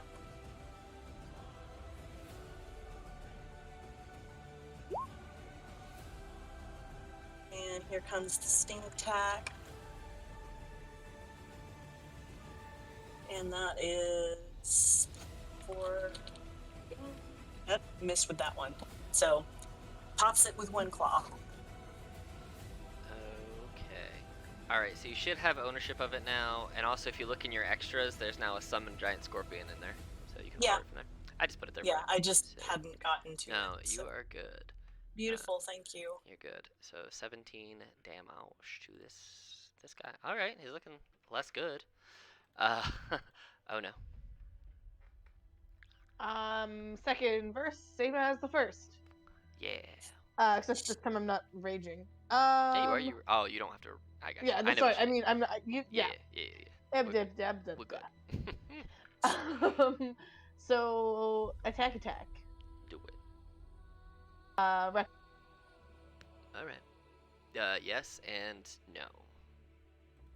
It's missing. very annoying, but yes and no. Yeah, it's a 16 to hit. So, still two-handed stuff. Yeah, still two-handed. All right, so minus 16. All right. Anything else on your turn? I don't think I have any other bonus actions. Cool. Your tail doesn't give you a reaction or anything, does it? Does it give you the ability to boost your AC or something? It No, does. all it It does. For a reaction, you can roll a d8 and add it to your AC. Oh, So cool. it wouldn't have helped last time, but you know. Where is that? If you click on under actions, if you click on reaction, it'll just tell you form of beast, tail reaction, then it tells you what it does. Cool, thank you. You're welcome. All right, Nath, you're up. All right. Have I seen apes that have been bigger than normal apes? Oh yeah. Yes. Not that I need to see one, but I'm polymorphing myself into one. Excellent. Giant ape. There are definitely giant ape gorillas in and around. Not in this city, but in and around. All right. Cool. And you're polymorphing. Great. I don't think I have an ape token, so I don't know. Maybe you have one somewhere. I don't, but if you want to just make my main token huge, and I'll keep track of my health via the blue bar. Cool. And it is also concentration, so remember that too. Mm-hmm. And you'll roll with whatever concentration you And aim is. I am going to then move and climb onto... Oh, well, now I can't move myself. I think I'm stuck in a wall or something. There you go. Oh, and this building has walls, so I can't move onto it, but I'd like to climb the roof. Right there. And end my turn right here. Sounds good. All right, so it's Pel's turn. So Pel is going to move over into flanking, and he'll still be in melee range of this Brochacho up there. Take 2 attacks, and then the bonus action attack 1, because he gets that. So attack 1. Oh, this should be at advantage. So it's going to hit with the first one. I forget that he has these things. So it's an 11. And then his second one is at advantage for flanking. 17 for 10 more. Great. And then it's going to be a bonus action attack because he did his thingy before. Advantage. An 18 to hit for 7 more plus 4 because they get fun abilities as a cavalier. And then you know what? I'm going to have Pel action surge. Why not, right? First. 15 will miss, and a 17 will hit. And then I'm gonna have him do another unwavering mark on. It's not gonna matter. He's too far away, so he won't waste that because Pel's smarter than me with action economy. This Viridian Elephant is. I'm gonna roll a d4. 1 to 2 is Ono, and 2 to 4 is Pel, because you're both right there. Ono, he's gonna move over here, and it's gonna try and gore you from 10 feet away. 21. Yeah. You have your reaction. You can always raise your AC. Remember. Yeah, sure, okay. 4. Does it take it over 21? Yes. You whip his tusks, there's the word I was looking for, away with, it's at advantage, but it doesn't matter because you still do it anyway, because you're missing hit points, so that's at advantage, but it misses. So, this Viridian Elephant, I'm going to do the same thing. 1, 2 for Ono, 3, 4 for the Scorpion, 5, 6 for Pel. Oh no. He's just going to try and step on you. 14. Nope. That misses. Carrie. I'm gonna go ahead and cast Blight on the one that is being flanked by everyone now. Alright, so is that a con save? It is con 15 again. 21, but it's 17 damage. Yep. This guy is looking not great. Okay, then I'm gonna go ahead and attack it with my scorpion buddy. Nice. So here goes the first claw attack. 18 will hit. Okay, there's For 3 damage. And- Hey, 3 damage is 3 damage. Second claw attack. Nope. Nope. And sting attack. That does hit. And then Sweet. So is the poison sucker save? Or is it all or half? It's half, yeah, all or half. Oh, this is gonna be fun. You ready? Could have been better, but I mean, it died from the 21 right off the rip. Because it rolled that in. It rolled that in there for you, so. yep. Oh, it did, huh? Okay. But your giant scorpion stabs it, and it falls, and you see, like before, this one shrinks down into a small statue, and it's just stuck there in between all of This you. time we're pulverizing them, guys. Yeah, because you guys didn't get charge gored this time around. No, I mean, this time after we're done, we're going to take those statues and we are going to grind them into fine dust. We are going to render them unto sod. That's Okay, fair. so then I would like my scorpion to go ahead and skitter over the statue and just get next to the other one. Yeah. Okay, cool. To start off the flanking. Right, oh no. I'm gonna run over. Can I get into a flanking position given where we are? I'll say that because he's busted up enough stuff over here, that yeah, if you want to like put yourself like here, you could effectively flank, and you have the movement to get there, so I'm not worried about Cool. I'm gonna do that. it. All right. I'm like, there's a part of me that's tempted to still reckless just in hope that it attacks me instead of someone else with that advantage, but like, I don't need it because I already have advantage from flanking, so I'm not gonna do it. I'm just gonna attack. Okay. Yeah. Yeah. All right, roll me down. Two-handed still, by the way. Mm-hmm. Just saying that before I roll damage. Cool. So Ooh. that's a good one. 15, so 17, 19, 26. Okay. All right. That your turn? That's it. All right, Naf, it is your turn. I'm gonna chuck a fucking rock at this thing. Yes.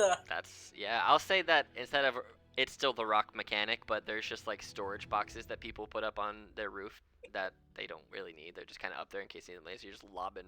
I want it to be a boxes. barrel. Sure, like Donkey Kong. These giant. Yep. Oh yeah, that Oh, definitely damn. hits them. Good Christ. You just throw it and just shatters over. Yo, across the don't back. mess with the giant ape. Mm-mm. All right. I would like you to ride the elephant, please. Is that your turn? Yeah, I'm sure it's gonna be dead by the time it gets to me, so I'll just do two fists for fun. Yay. just stomping on the roof with your fists. Mm-hmm. Perfect. All right. So Pel's gonna run over here. Are you destroying somebody's roof for fun? Yeah, that's the bone zone. Oh yeah, you know what? Fuck this place.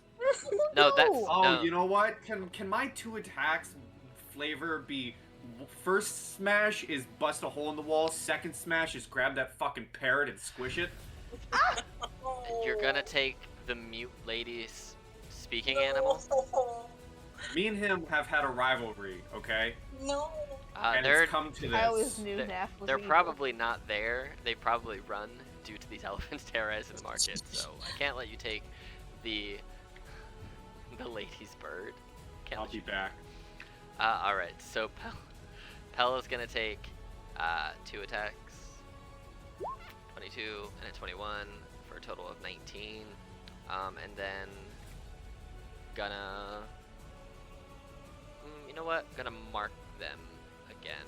Gonna mark this one, just so that if it takes an attack at the bee, at the scorpion, then he gets to do another attack. This elephant looks up and sees where the barrel came from, but is duly surrounded. Doesn't like that it was freaking stabbed with a scorpion tail, so I'm just gonna have him stomp on the bug because he's bigger than the bug. So why not stomp it out? That one actually hasn't been attacked by the scorpion, but stomping a bug seems Yeah. legit. Well, 27 for the bug Ow. to hit for a total of 33. Ow. And Pel's gonna get another attack on the next turn, and How's your bug looking? Still up. About The to bug say. has 52 hit points. Oh yeah, that's right. I even So, put them on there.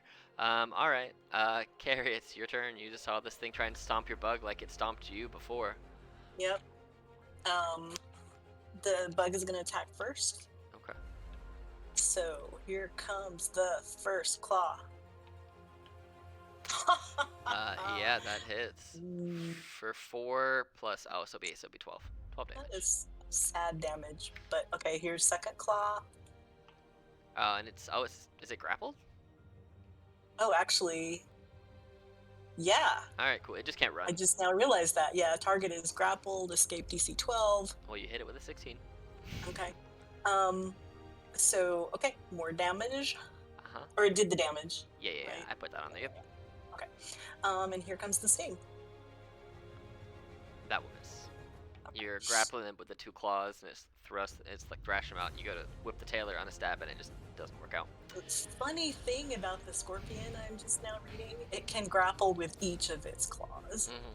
They're But not anyway. fun to fight as a low-level party when you get double grappled and you can't run away. Yep. Yeah, they're a bad time. So What yeah, else on your it's turn? just doing a little scorpion. Yes.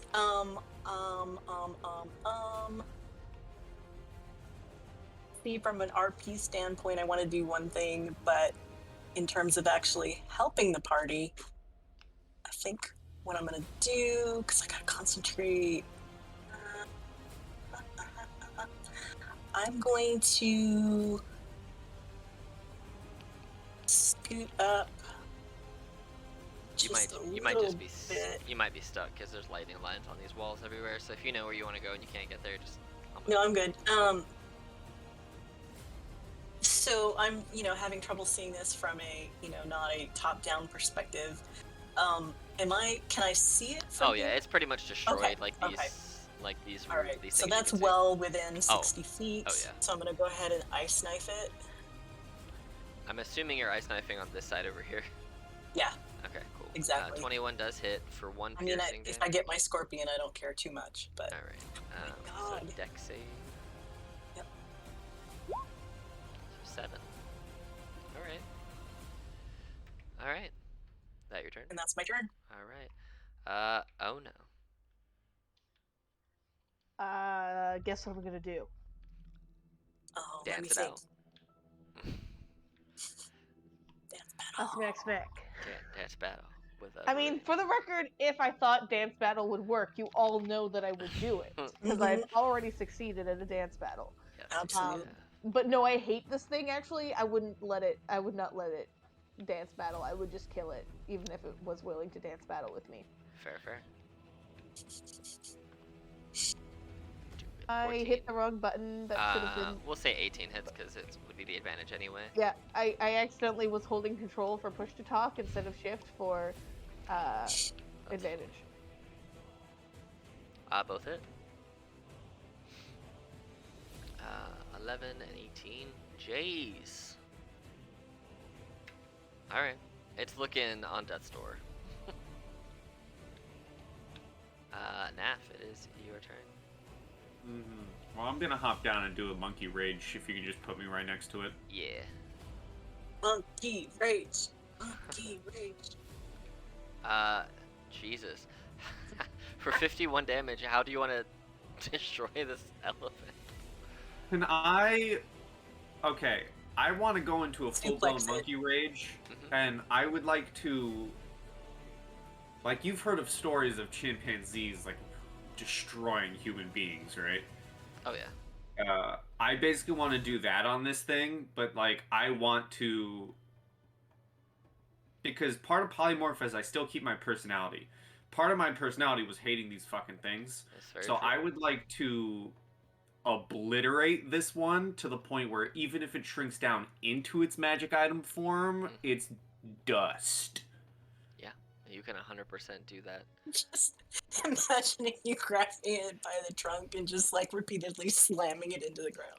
Yeah, cool. You know what? Can I do that, but then also slam it down into the other one as well, so Yes. neither of them exist anymore? Yeah, you just beat them both to dust. Yeah. And now And it's I take the heads of both, and I do like the movie, like conk the skulls into each other. so now it's all of you with a half-destroyed marketplace, with not a lot of people left around, with a giant ape, a giant gorilla, and your normal folks. And you know the inn or the first eclipse is this one right here, this building right here. Well, I think there goes our cover gang. Well, I mean, The gang they opened a don't know zoo who we in the are. middle of the town. Maybe they will think that we're worth cultivating. Harry is basically, she just did a wall slide and is just sitting just kind of curled up by the wall, and the scorpion is in like attack, just posture basically over her. If Can if I see that wall slide, Ono would like to go and just become a cuddle turtle. as a giant ape, can I do like a Jurassic Park T-Rex at this building and just at the consortium and just like stick my eye in a window? Yeah, you can do that. As you, Like suddenly giant ape eye directly at the window, like hello. as you pop your head in and try to say hello, but just gorilla noises come out instead. You see there are two people in there, and the one who was sitting closest to the window freaks out, uh, and turns and sees this giant gorilla, and they go and they go to cast a spell at you, but are so surprised that they miss. It's a bolt of red bashes on the wall beside the window, and you just hear the fuck, fuck, fuck, fuck, fuck. But I don't know if you can understand languages in gorilla form, but either way, you hear noises coming out of the thing you just scared the crap out of. I'm just gonna climb the rooftop, man. I'm just gonna full like crotch in the window, climb directly up, All right. and just chill. Okay. Cool. So you're gonna climb up on top of the rooftop. So say up here. Oh wait, why can't I grab you? Maybe I clicked on the wrong thing. That's why. So you're basically up here now. And as you climb up onto the rooftop, this is all happening almost instantly from when you guys just fought the elephants. You see come running out of there, freaking out and screaming. Oh, excuse me. Are a dwarf and a blue dragonborn. And as they both come sprinting out, you also see that in front of one of them, in front of, I don't know why these aren't actually what they look like. These are just the tokens. That's not a dragonborn and a dwarf. Yeah, they just use the standard book tokens for them, so those are the ones we're using. That's a weird looking. That's a weird looking dragonborn. Yeah, that's this one. The one that looks like a cat. Does he have actually a disease? The dragonborn. No, but you see, coming out from behind them as well is this very large thing made of rock, and they are looking around for the thing for the gorilla that's head popped through the window. And I'm gonna have them roll perception checks real quick to see if they see the rest of you. Can I try and roll gorilla stealth? I think it's too late for that. Hey man, I could hide. I could be like Shaquille O'Neal and hide behind a pole. You know what? I'll say you can roll gorilla stealth at disadvantage. How about that? That's fair. Yeah, they know that you're up on the roof, but they see now that, and they see a human man standing there.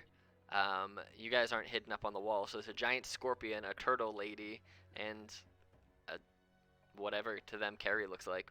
And they are gonna try and kill you. Calling Carrie whatever they look like reminds me of like there's like a Muppet thing where they're like, and Gonzo, he's a whatever. He's a gonzo. Right? Me and the ape share the same initiative, so I'm just gonna roll mine. Oh, that's fine. Sorry, I was taking notes. Here we go. I have a logistics question. Uh-huh. I keep my personality and alignment in gorilla form. could I feasibly say that part of Naf himself would be able to like pull his punches to do knockout damage instead of kill? You could certainly try. Or do I just have ape smash?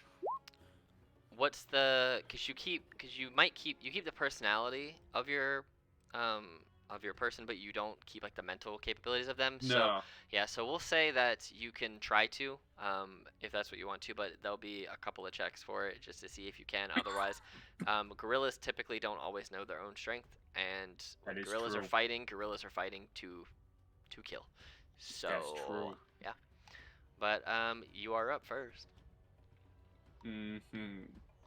They know you're up there, but Oh. they're running out the door. So Alright, I'm just gonna throw a rock at the rock. Or Okay. I guess a barrel at the rock. I mean that's fine. I'm so happy that you're throwing barrels. I just can't even tell you how happy that makes me. I am Donkey Kong. Yes. I am Kong. I could actually, funny enough, I guess from my height too, I could hit any of them. You could. By the way, oh no, never mind. But I'm just gonna ape smash Big Thing and rock. Oh, you're throwing the rock at the big guy? Yeah. All right. Or barrel at the big Yeah. guy. As your barrel hits the big guy, it explodes on them, but doesn't do as much damage as you would expect it to do, but also the dude's made of rock, so it's not shocking. Can I ask a goofy question? Sure. These barrels I'm throwing, Mhm. can we have like a D5 list of contents? Like, yeah, I throw a barrel that has like wrenches in it. It does more bludgeoning damage because they get stocked by a barrel and a wrench. No. Damn. We cannot. Because I don't want to do that. vote- man. I Alex has vote already been kind for. enough to let us flavor them as barrels for our own enjoyment. I vote for a D5 list next session. I vote for not giving our DM that extra trouble. Anything else in your turn? No, just rock. All right. Just rock. Ah, Okay. wanna rock and roll all night. All right. So seeing the Barrel every day. gorilla up there throwing stuff down, that's the thing that's the biggest danger to this Dragonborn, aka Cat Token. They are gonna take. They're gonna take 2 Crimson Bolt blasts at you, and try and hit you with Blood Bolts.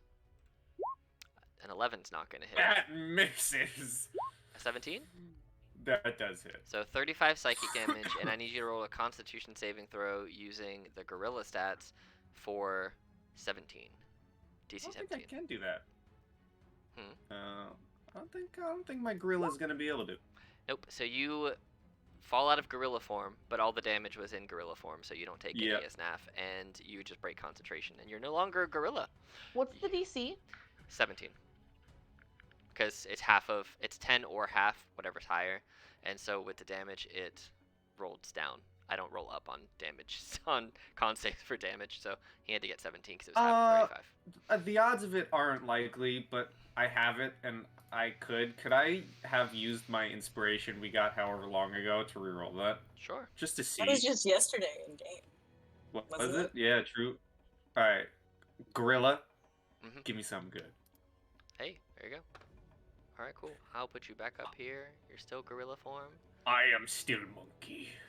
We'll go back to range. Cool. Alright, that was their turn, and they're looking around, and they say something in primordial to their earth elemental. And it is the earth elemental's turn, because he acts on their turn.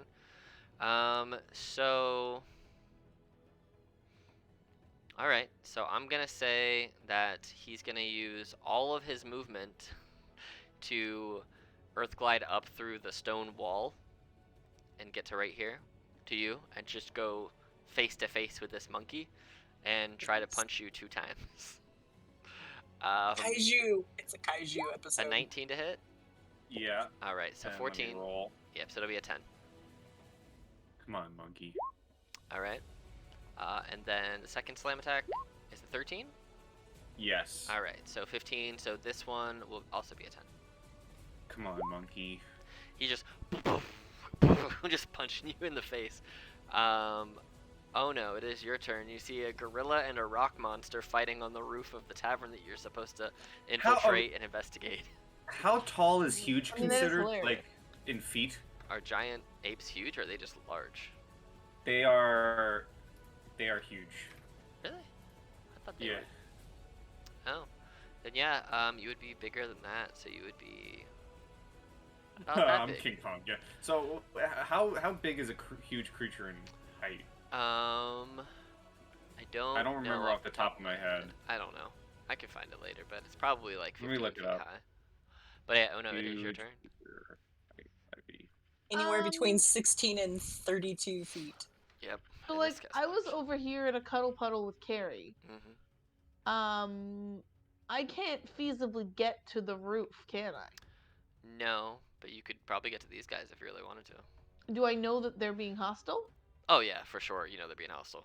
Oh, okay, cool. I mean, rightfully hostile. Let's Yeah. you know, be fair here. Yes. Oh, sure. Then I guess I'm gonna run up to those guys and bonk them. All right. You can get right in the square. Well, you're not gonna go drag yourself there because all the tokens. Let me move this over here just for a second. You can get to right there because you have 35 feet, right?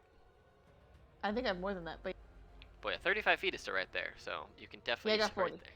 Cool. But yeah, you can 100% get to right there. I guess I re-rage because presumably there was a round in between that I didn't fight or Yeah. Be fought in. Be fought. My scorpion was just nibbling on you. It's fine. I mean, I have 4 rages per day. It's okay. I've never used more than 2. Okay. So yeah, I will re-rage. I think. Who Yeah, I you think I'll fight? continue to tail. Okay. Which one? Oh, the tail for your rage. Okay. Yeah, sorry. Yeah. I don't actually want to use the tail because the axe is better, but it's good to have the reaction and the reach. Yep. All right. Which one you attacking? Or are you doing both? Is one like specifically look less strong, or like does one look either weaker or like they would hit harder? This one right here looks they're wearing these robes, the same as the one that you remember fighting before. And this person, the other one, the Dragonborn, looks a little hardier. So. I was gonna say, if you want to listen to my own proposal method of attacking, the cat Dragonborn did attack the monkey, and that's kind of rude. That is true. That's rude. I guess I'll attack them All right. because that was rude. Okay. Sorry, I meant to say reckless, and then I didn't actually say it, but I clicked it because I meant to say reckless. That's fine. 28 Reckless. does hit. It does hit. An 18 also does hit. My desire to like never roll anything without saying what I'm doing beforehand, like sometimes, you know. Anywho, they both hit. Two-handed, no shield. 16 and 17, so that's 33. The elemental went on the turn of the Dragonborn? Yes. So why does he have his own initiative? Oh. I didn't mean to put it that way. I put it there so I wouldn't forget to take his turn. We'll just skip over it when it's there. I just forgot. Okay. I just did it out of habit. Just making sure. No, you're good. I just did it out of habit, so he'll just... I was like, because I saw that, I was like, am I about to get hit 2 more times? Here, I'll do this. This will make it a little bit easier. 19.1, and I'll make this a 19. Alright. I just wanted to make sure I wasn't seeing that wrong. No, you're good. I just did that so I wouldn't forget to actually have him take his turn. Because I almost did. Alright, is that your turn?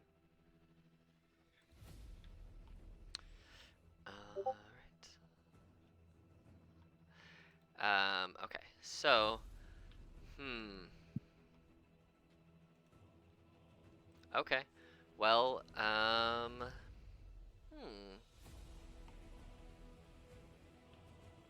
Alright. Oh no. This one in the red beside you looks up at you, and pulls Come at me, bro. Pulls his eye down, pulls his eyelid down, Ew. sticks his tongue out, and says something in a language that you don't understand unless you can speak Infernal. I need Only Draconic. I need an intelligence saving throw. Oh, I'm not good please. at those. DC 15. Um, okay. So, all around you, you smell and you feel like the cast iron pan that is on your back, like it's burning something. And you are under the effects of phantasmal force right I'm now. having a stroke. Is it toast? Is Ono having a stroke? You fully believe that the pan on your back is on fire and you are burning food and you're gonna ruin this family meal that you made for your group, and you're gonna ruin the holiday, the celebration that you have going, and no one's gonna like your cooking again, and no one's gonna be your friend anymore because of your That's burning pan. horrifying. This is my truest nightmare. That is the worst. Yes. Okay. So it won't do anything to you right now other than make you believe everything's bad, but on your turn, you'll take, it's pretty much an all around, you'll take the 1d6 psychic damage on your turn, or within 5 feet, because it's just casting it on your back right now, so it's basically going to affect you and the squares around it. But, that is its turn. Carrie, it's your turn. I'm gonna do a little thing. Just put a little thingy out here. We're gonna use this. Oh no, come back. Because this is gonna be the Oh, that's phantasmal me. force. Oh no, where'd it go? I'm No. going to There we go. I need this for this. Don't worry, this is just my token thing. dispel magic on Ono. You can't see it. Oh, I can't see it, huh? Yeah, I was back around. Never mind. Yep. You are correct. Okay, I'm going to let's see. But it's basically right. It's a cube at that. But Yeah, it's, yeah. Okay. So Well, I will move. bam. And it's affecting you. Oh no. Where are you moving to? And I can't. I'm stuck behind the wall too. Are you moving down? I want to get. I think. Can I get over just? Yeah, down. All right. You I'm should gonna be able take to just move my over. full movement. Okay. 30, Alright. so that I am basically within range of that cute little melee group there. Okay. So basically, you're trying to just jump down the wall here, like kind of step down and then step down. Yeah. Okay. So I'll just say that you got to like right here. That way, it's, Okay. say Perfect. that's 20 feet. Great. Okay. And I would like to cast blindness Oh snap! at 3rd level, Oh snap! so that I can attempt to smack both of them. Okay. And that is a that is a con 15 saving throw. All right. This is for the Dragonborn, aka Cat. Actually, at 3rd level, I can target both of them. Cool. So. And it's a 12. So this person is blind. Okay. You see, is there an eyeball? Probably is an eyeball somewhere on this stupid thing. We're just gonna do this one.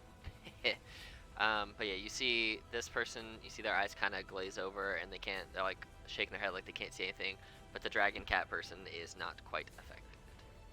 Okay, then I would like to get my scorpion up into the mix, please. Okay. He's got what? 5, 10. He's got 40 Alright, feet. cool. So you can get to, that's like 25 feet right there, so you should be able to Okay. move him. Or I guess, yeah, you should still be able to move him. Okay. So, if we get, can you make it to there? Sure. you Okay. can do that. So there's a little bit of, what Mhm. he's gonna try to do here is do a claw attack on each of them and see if he can grapple. Okay. So, here we go. First claw. Who's this one against? That's against the Dragonborn. Okay. I would Nope. think So that will miss. Nope. And the other In one, that case, is that advantage? Let me go ahead and I want to go ahead and try the Dragonborn again, just because I want to at least try to grapple one of them. Alright.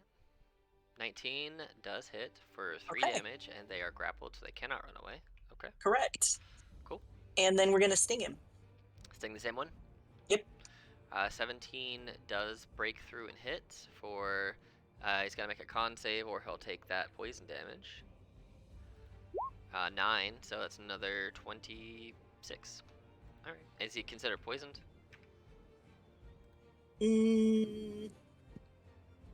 No. Okay, cool. No. Alrighty. It's finally Pel's turn. 5, 10, 15, 20, 25. He's just gonna run down here and flank this blind person. That sounds really bad when I say it out loud. That is weird that the scorpion sting doesn't poison. 26 for 14. Poison damage, but it actually has to get them down to 0 in order for them to be poisoned, I believe.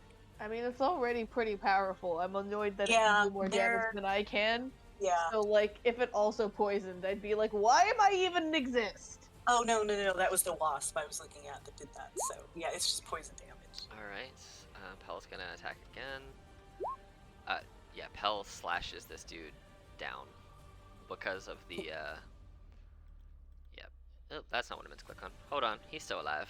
The scorpion's dead. No! Oh no, I've been doing the damage to the scorpion, not to that, so Not hold on. my baby. The scorpion's gonna get 14 back. Okay. So, that's where we're at, because I was clicking on the Alright. This guy's not dead, actually. He's very much still got HP. But I've been rolling the con saves for them. Let me roll it again here for the second one. Alright, they passed both their con saves. Cool. So it's gonna be 14 and 7, so minus 21. Okay, cool. Alright, so your scorpion is alive. I just tokens. Oh, so he's not dead? No, I clicked on the wrong token. I thought I had the right one clicked, and I was not. Oh. But the other guy hadn't been. He's at 19. Yeah, the other guy had not been hit yet, because Ono had been focusing on the thicker one. So, and he has. Ono, you still smell your food burning and thinking people are gonna hate it. Naf, it is your turn with this big earth elemental in front of you. Big earth elemental's in front of me, but Monkey is angry that something smaller hit it, smaller than the big guy, and he needs to assert dominance. So I'm just gonna like circle here, and basically into this next square. All right, so you're gonna be. So you're going out of his reach. No, because of how big my token is, I'll be in everyone's reach. We'll say because he's above you. You guys are like 10 feet up in the air. That technically you move out of his reach, but he's gonna jump on you anyway. So. Oh, okay. Because I was gonna say, as a 32-foot tall monkey. Well, that's what I'm saying. So like, even if you move down to here, Yeah. you still move out of their melee range because you have to come down off the roof to be able to hit. So, that's all. Or you can throw a barrel from up there. Reach. That's cool, but you'd still have to get off the roof to reach them because from here you can basically hit like directly at the bottom. So you'd still have to climb down the roof to get there, which coming off the roof brings you out of his range. That's all. Okay. So if a 17 hits, it does. Okay. So 16 and then a 10 on your con save. Monkey. Oh. Oh no, I'm gonna shrink you. But hey, That's fine. you're already on the ground though, so Alright. you don't No take falling fall damage. damage. That's good. Alright. I'm gonna polymorph myself into a giant ape. Hey, you have more hit points again though. Bam. Right there. Yeah. Okay. All right then. That's your turn. No, that was my action. Wait. Oh yeah. Did Pi just fail a save? Yes. I did. I think I have a thing I can do about failing saves that I was forgetting because it can't do it on me. Give me a second. That is true. I'm finding the rules. All this new stuff we have. Where is it? You can expend 1 charge of the jewel as a reaction that one. to enable the reroll. So reroll and see if you pass a 10 Yeah. to begin with. So you got a 10. So basically, you didn't burn that spell slot. You still have Damn. you still have your action, but you still take all that 16 damage. So whatever your HP was before, but you're still. I already reset it to 157. I don't remember what it was. 55? Sure, we'll say 55. That seems fair. Sorry. But you're still the original ape, and you still have your full action and bonus action. Alright, well then I'm going to punch this guy twice. The Oh, no. diseased furry dragonborn. Ooh, gross. Yeah, go for it. That was a pretty clutch. You get, Delia. and you have 5 of those Boom. juices a day. I'm sorry I wasn't slightly more on top of it. 15, you go to swing and he just kind of dodges out the way, but the 20 does hit. So. Big right hook. Also, can I say when I polymorphed myself and all of my equipment and stuff melted into me, could I say that my robes melted into a tie and that my wrappings around my hand melded into boxing gloves? Sure. That's funny. Yeah, you can do that. That's fine. All right. So it is his turn. Well, he's kind He's of also surrounded. grappled. He is grappled. He can't go anywhere. But luckily, Crimson Bolt is both melee or ranged spell attack. So he's gonna hit you with 2 Crimson Bolts, or attempt to hit you with 2 Crimson Bolts. 15. Me or the thing grappling him? You, because you just right hooked him in the face. They both hit. So you take 64 psychic damage. Ow. I don't even remember my health. I don't think this is correct, but I'm no longer an ape if that was even correct. Yeah, I don't know what it was before either because I only see your wizard health bar. So we'll say that you had enough that it just knocks you down and you don't take any more damage. How about that? Yeah, that's fine. Cool. I'm gonna drop you back down here. So we're gonna say you're here though because you had that reach, so you were far enough away, so you're not like immediately getting stabbed. But yeah, you got hit with 2 brain blasts of blood. All right. This earth elemental is gonna just fall down. He doesn't see the giant gorilla anymore, and he has an intelligence of 5. So he's just gonna fight Pell, is what he's gonna do. And he won't get flanking advantage because his other guy is blind. He's not going to attack the next biggest thing, which would be the scorpion. There's no longer a giant ape, but there is a giant scorpion. That's true. Let me see this. We're gonna go. Giant ape, giant scorpion, same thing, really. Right. Yeah. What's your very giant closely scorpions related. thing? 15. So My that'll giant miss. scorpion. Dang, he rolled bad. Yeah. He's grappled by it. You technically can get advantage if you're grappled, because you're still a threat. So since he's across from his bro, and that would be flanking. So that'll be the first one. This will be, dang it. 24 for 16. How does that? Dead. He is smushed. Well, he smooshed it, and the grapple is released, and his master is free. Rude. But oh no, it's your turn.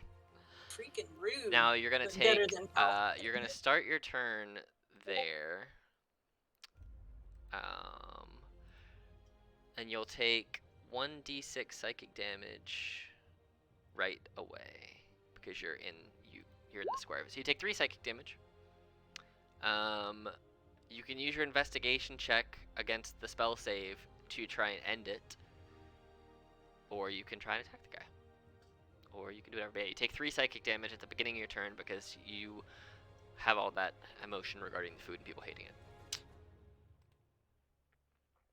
Okay, so my question is, like, obviously I'm just, like, sobbing here because, like, they're gonna hate me and they're gonna hate my food. But, like, am I still able to reconcile the fact that, like, I would rather hit this person and like, attack them and have my friends hate my food? Like, yeah, that's your choice. You don't have to use your investigation check to claim it. Like, you can do whatever you want to do. As much as I don't want my friends to hate my food, I also don't want these people to hurt my friends, and I would rather them hate me than have them be hurt. Yeah, absolutely. You can certainly attack this person. Okay, I'm just gonna continue to attack the person who. Wait, I don't know that this was a spell on me, right? Correct. Like, I don't know who cast it, so Correct. yeah, will attack the person who I was attacking originally. Okay, so dragon cat person. All right. Got Yep. it. All right. Are you recklessing? I'm not flanking, so. Oh wait, am I flanking with the other person? No. That other person to your left is just your token square, but yeah, you're not flanking with. Oh, you're flanking with Pell on the other one, yeah. Yeah, that's what I meant. And they're blind, so you know. Yeah, I feel like as much as I do want to attack the other person because I was attacking them first, I think it makes more sense if I'm being attacked by 2 people to not reckless and to attack who I'm already flanking with. So I'll do that. Yeah, go for it. 15. It just hits. Woo. for 10 and 13. All right, so let me make a con save first for both of these, first of all. So 3. So you no longer feel like your pan is on fire and it's smoking, so that's gone. No But longer also, having a stroke. right, but also, because it does not require to see, I need you to make a DC 15 Wisdom saving throw as you hit this guy the first time.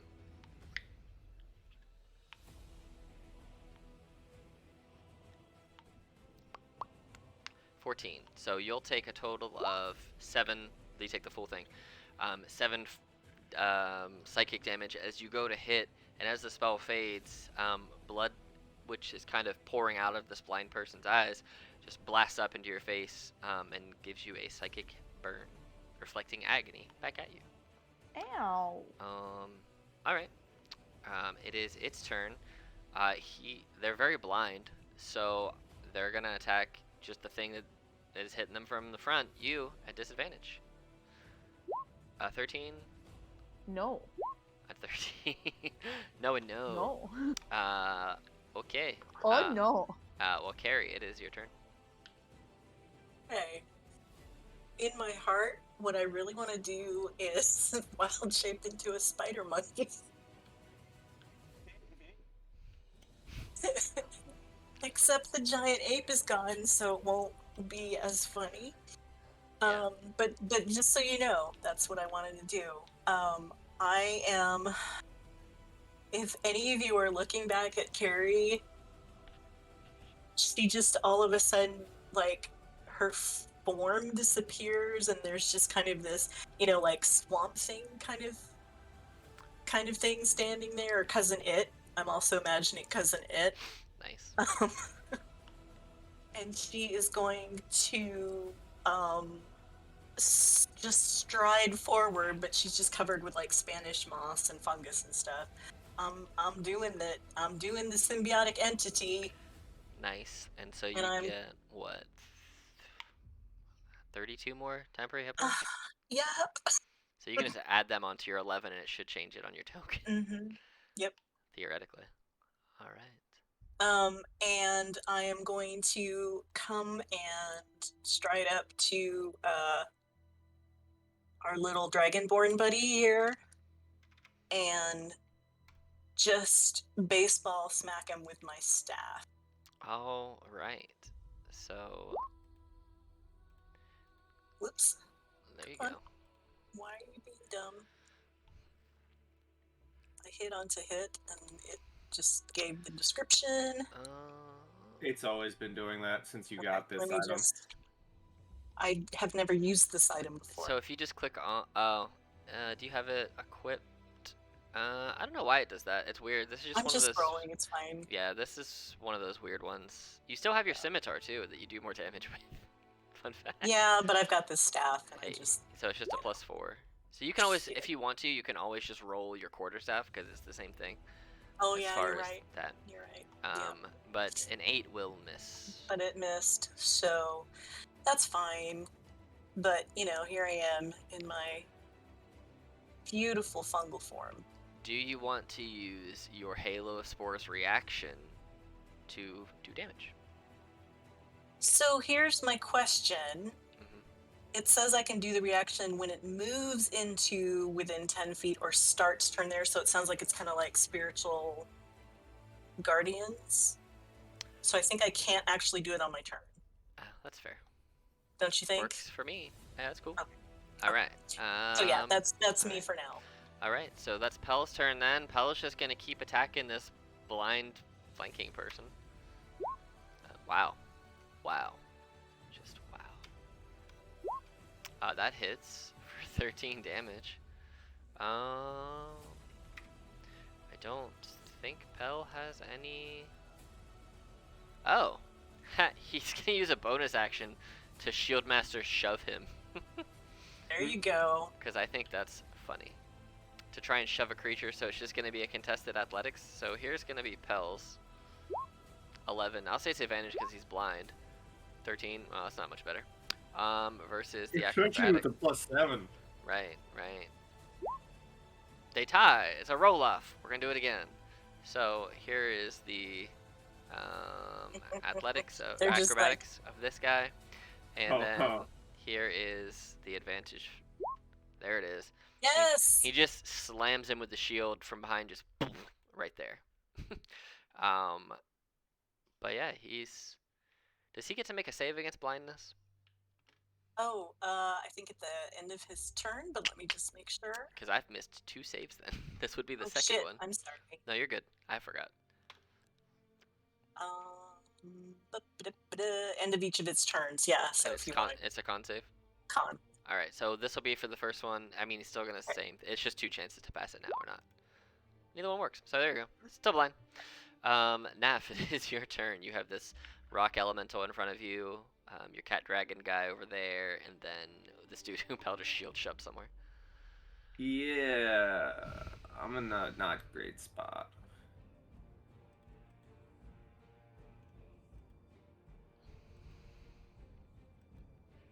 Okay, I'm gonna mirror image.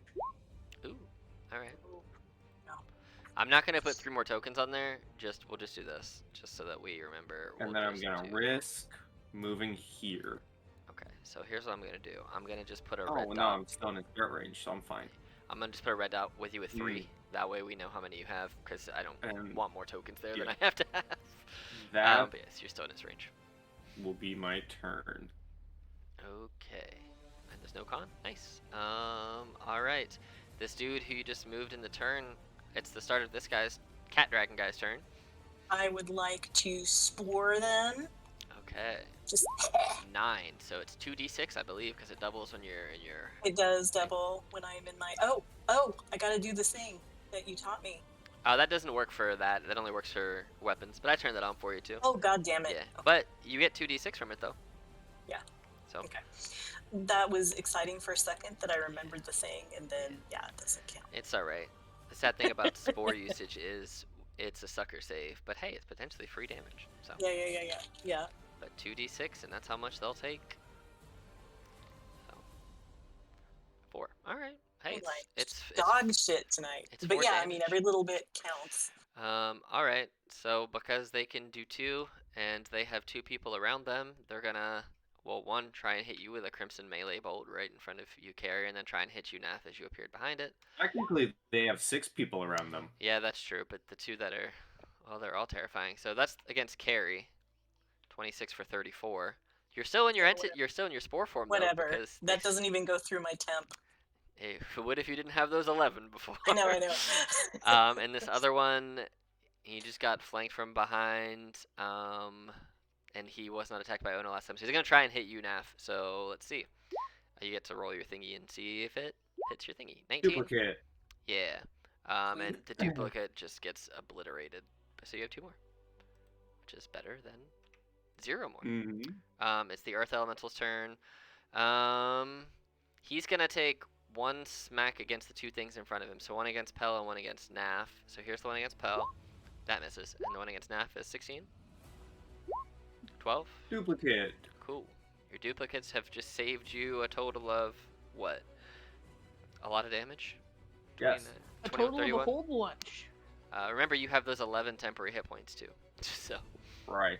Oh no. I don't have any particular reason to hit one or the other, but I guess which one looks more down? They're both about the same.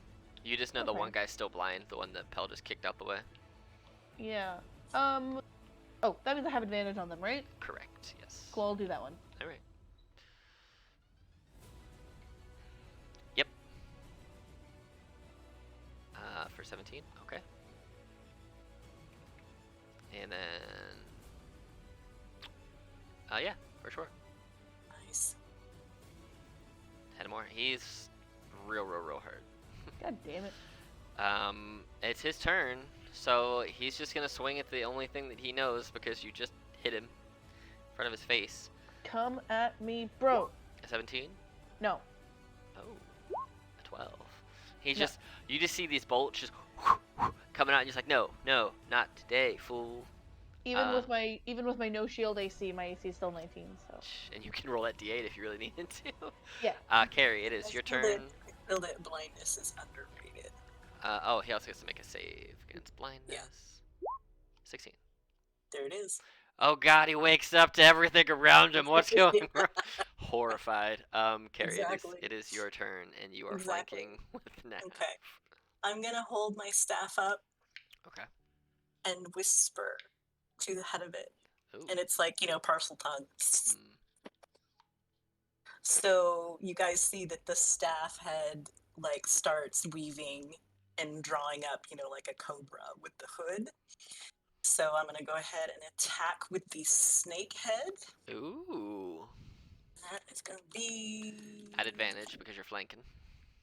Right. Okay. And it doesn't have. I have to just do this myself. You can do it with a quarterstaff.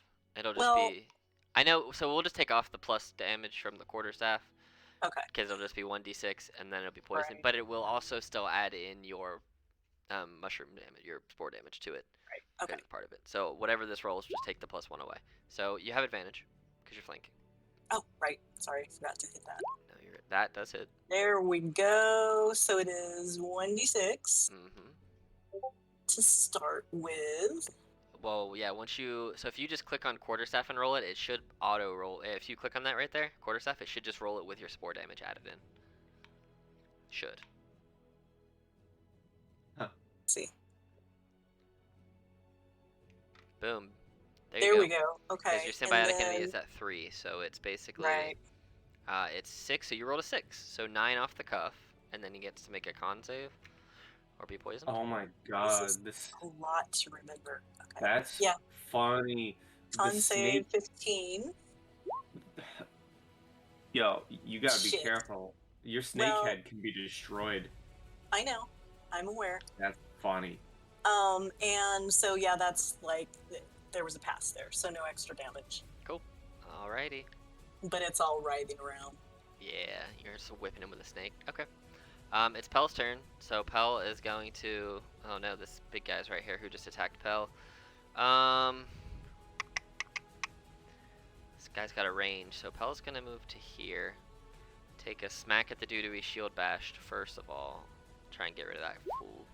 Yeah, he does, because he had 9 HP left and is dead. And then, using logic, is gonna try to take out this other one, and hopefully by taking this guy out, this elemental might disappear. Who knows?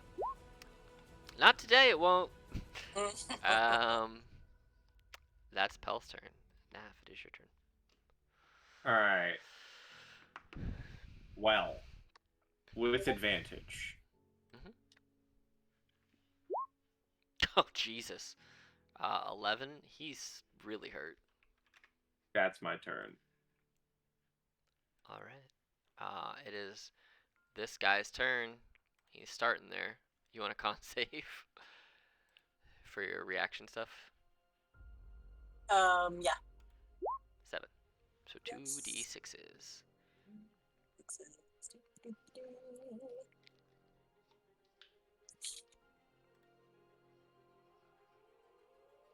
I'm just working at him again. Well, do you want to know how much HP he had left? Yes. 11. Yes. As you, how do you apply the spores from your thing to him?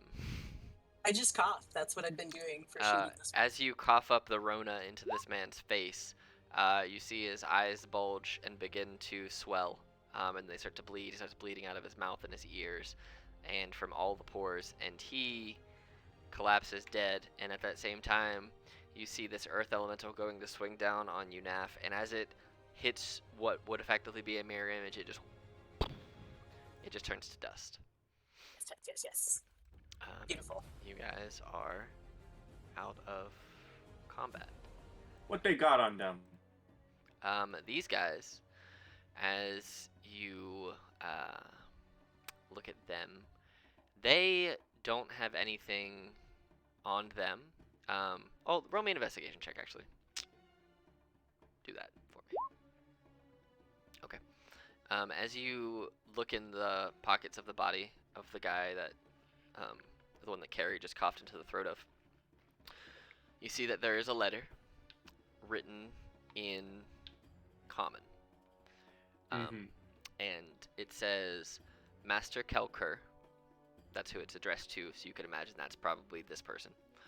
Our attempts to gain access to the rift have been disastrous. An aboleth haunts the drowned city. Oh no. Oh shit. It slaughtered all but one member of our last expedition. The creature calls itself Elixion. Certainly, certainly not an aboleth name, but not one I am familiar with either. But know this, Cal Moreau is where we must focus our efforts, lest the allegiance of Allsight claim the only known source of ruidium for itself. Our key to the rift is lost, but we have a spy in the drowned city searching for it. Meanwhile, we have decided to secure a new headquarters.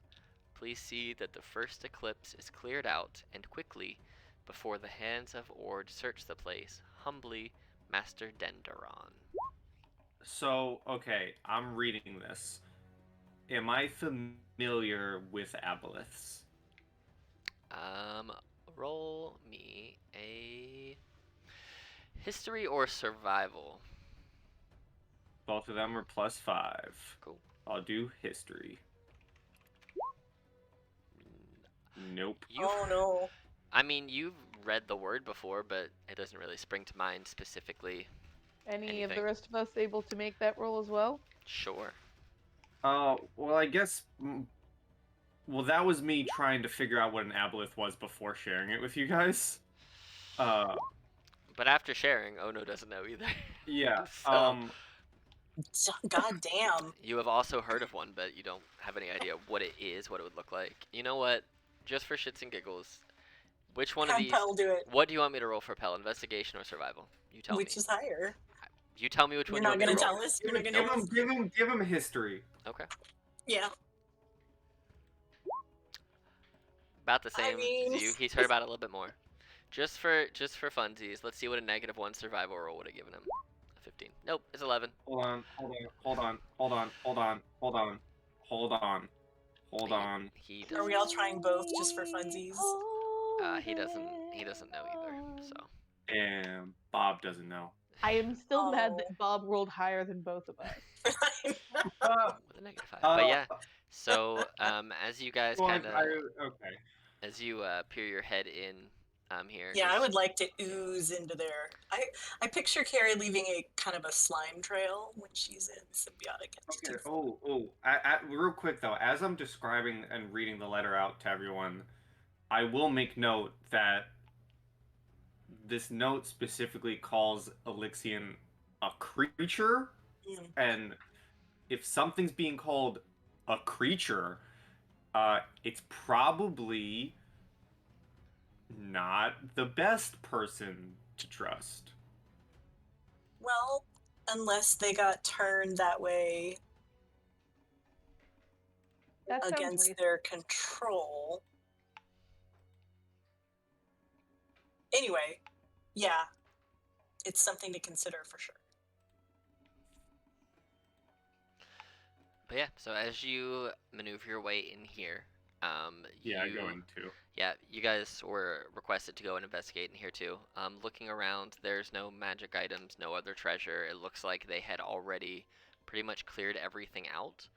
And then Okay. you can see though that the trail of the Ruidium elephants leads back to the front steps of this. So Oh, good. Okay. so it looks like they may have released them. And that was going to be what they were trying to use as their distractive escape plan to get all their stuff, whatever they may have had, out of here. I feel super good about killing them in that case. But, yes. So, what do you guys wish to do? Because you've completed your mission. I think we go back, but I think we should get some Hand of Ords to check this place. Yeah, you can certainly, as 'Cause they're you're... the cops. Yeah. You can Yeah, I certainly feel grab like- the can attention of we- the hand Can we lords. call the cops and then have like a group therapy session after fighting those elephant things? So, what's the name of this particular building? I'm sorry, the one that we're in. The First Eclipse. Okay. Yep, that's the First Eclipse Tavern. That was the tavern where you guys you popped up right up here before, right on this little rooftop spot where you first came to Ankara. You ended up here. But yes, you guys can 100% find the Hands of Ward, kind of give them a quick rundown and tell them to come check this place out some more, and then make your way back to. Wait a sec. Mhm. I would like to come out of symbiotic entity shape Mhm. and say, is it worth trying to track where their new headquarters might be? We don't have to go in and fight them necessarily, but if they have just now changed, I might be able to follow a scent to their new HQ. I mean, for the record, was that part of the mission? I mean, I'm not saying it's not a bad idea, but I mean, wasn't technically in our job description. Well, we were supposed to find out more of what they know of the Ruidium and so forth. So I feel like we could perhaps learn more.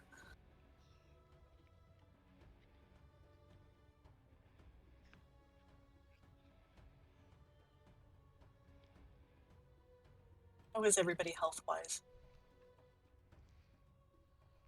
I think everyone's pretty good, actually. Yeah. It wasn't like last time where you Definitely got okay. charged No. and stomped to death. Exactly. Um, Or if you all want to go back and tell the Cobalt We are Soul not what we have separated. found.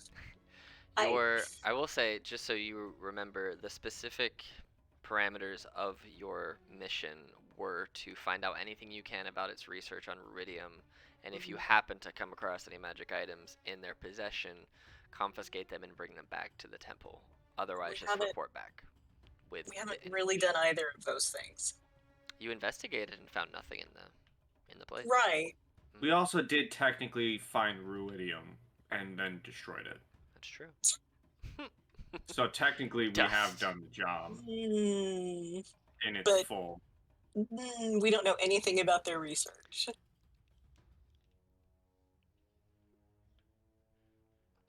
Ono's like very, very letter of the description that doesn't feel the need to like go above and beyond for these people, but like isn't against it in theory. Yeah, we've found nothing about their research. You did. You know where the research is Yeah. happening. We did. Well, okay, right. That's it. I will tell you mechanically though. Okay. There is nothing here to find as far as like research and stuff in where you're at right now. So. Yeah. So okay, I was taking finding out about what they're doing with it as opposed to where they're doing it is what I was thinking of as research. So. I just don't want you to feel like you have to spend a bunch of hours here when I can tell you you're not going to find anything at all. Yeah. No, that's fine. I just what I want to do is track down their new HQ. Absolutely. Yeah, the High Curator also said that the rumor was that the Ruidium was coming from the underwater city, and we just got confirmation in this letter. Yep. Absolutely. All right. So, what's the plan? Would like to wild shape and say, follow behind me. I mean, yes, let us not separate, but follow behind me. So I'm going to change myself into a bloodhound. Ooh. Okay. And sniff around and just see if there's a scent that I can follow that seems to my little bloodhound brain, or even if there's several like people heading out. Go ahead, because you don't know what smell you'd even be looking for. You're just trying to find strange scents that might not necessarily. What I was thinking more was, if there's some like weird artifact smell, yay. But what I was thinking more of, if I can pick up several people's scents, and then see if there are a couple of them heading in the same direction. Okay, go ahead and make To me sort of, a. Do you get advantage as a bloodhound with your nose or anything? yes. Cool. So do perception at advantage. We'll just say you do because it's bloodhound. That's what they do. So Yeah. perception at advantage. And let me just. Of course, I am completely unprepared. You keep your own for perception anyway. stats. You keep all your own mental stats. Oh, that's right. I do. I just get advantage on Yeah, that. I'm assuming it's Okay. gonna be higher than a normal dog. So, you know. I mean, to be fair. 25. So, smelling the inside of here, you catch the scent of the two people that were in here who are now very dead, outside, and then you But I get kind of think that, they probably have been at the headquarters. So, they I'm just trying to yeah, add all those things together. yeah, they don't smell like anything other than the normal smells of the city and then their normal pheromonal smell or whatever the type of smell is, a dog smell, and you catch the smell of um, you get hundreds of different smells when you come out into the middle of this marketplace from all the people that have been here throughout the day, kind of the remnants. They're not all super strong because a lot of people had ran. So you can still pick up on them because, I mean, you're a dog. But it seems like there are many, many, many, many trails going in all kinds of different directions. Some leading into the casino, some leading out to the west of the city, and all other directions as people just scattered. Um, but there are too many smells for you to specifically pick out any one given smell. Like you could follow a smell, but it's not necessarily something that's going to lead you in Not any necessarily specific the right direction. one. No, Yeah. I get that. Yep. I get You get all the It's just- smells. The banes of a dog with a good nose. So. No, exactly. Mhm. Is there? Okay, just one more thing, and then But- I'll give this up. Is there any what would be say a staff room or something like that in this tavern? There's not. It's just a standard tavern. Okay, that's fine. All right, I will bamf back out Okay. and say there was just too much. There was too much. Okay. Nothing that stood out as something that I could follow. All right. So, you guys heading back to the temple? Mm, Okay. Let's take a circuitous route. So you guys. I would like to just kind of try to be aware Okay. to see if we're being. All right. So you guys take a nice, slower, more circuitous route that you know of. You've been there many times, so you know your way around this portion of the city, this bottom part, pretty well. So you guys make your way back to the Library of the Cobalt Soul without feeling like you're being followed, not noticing anything, anything suspicious or anything like that. As you get back, it's starting to get towards the early evening hours, and Jamil, you're led up to their office, and he welcomes you in, and he says, "Did you find anything? What'd you find?" I would pull out the letter Mm. and read it off to him, and then show it to him, and then ask. I think I've heard this creature's name before. Do you? But I can't really recall. Do you know what an aboleth is? Let me see if I can get his thingy real quick, so I can pull up his stat and see if he knows off the top of his head. He kind of looks at you, confused, for a minute, and then says, "Yeah, I do.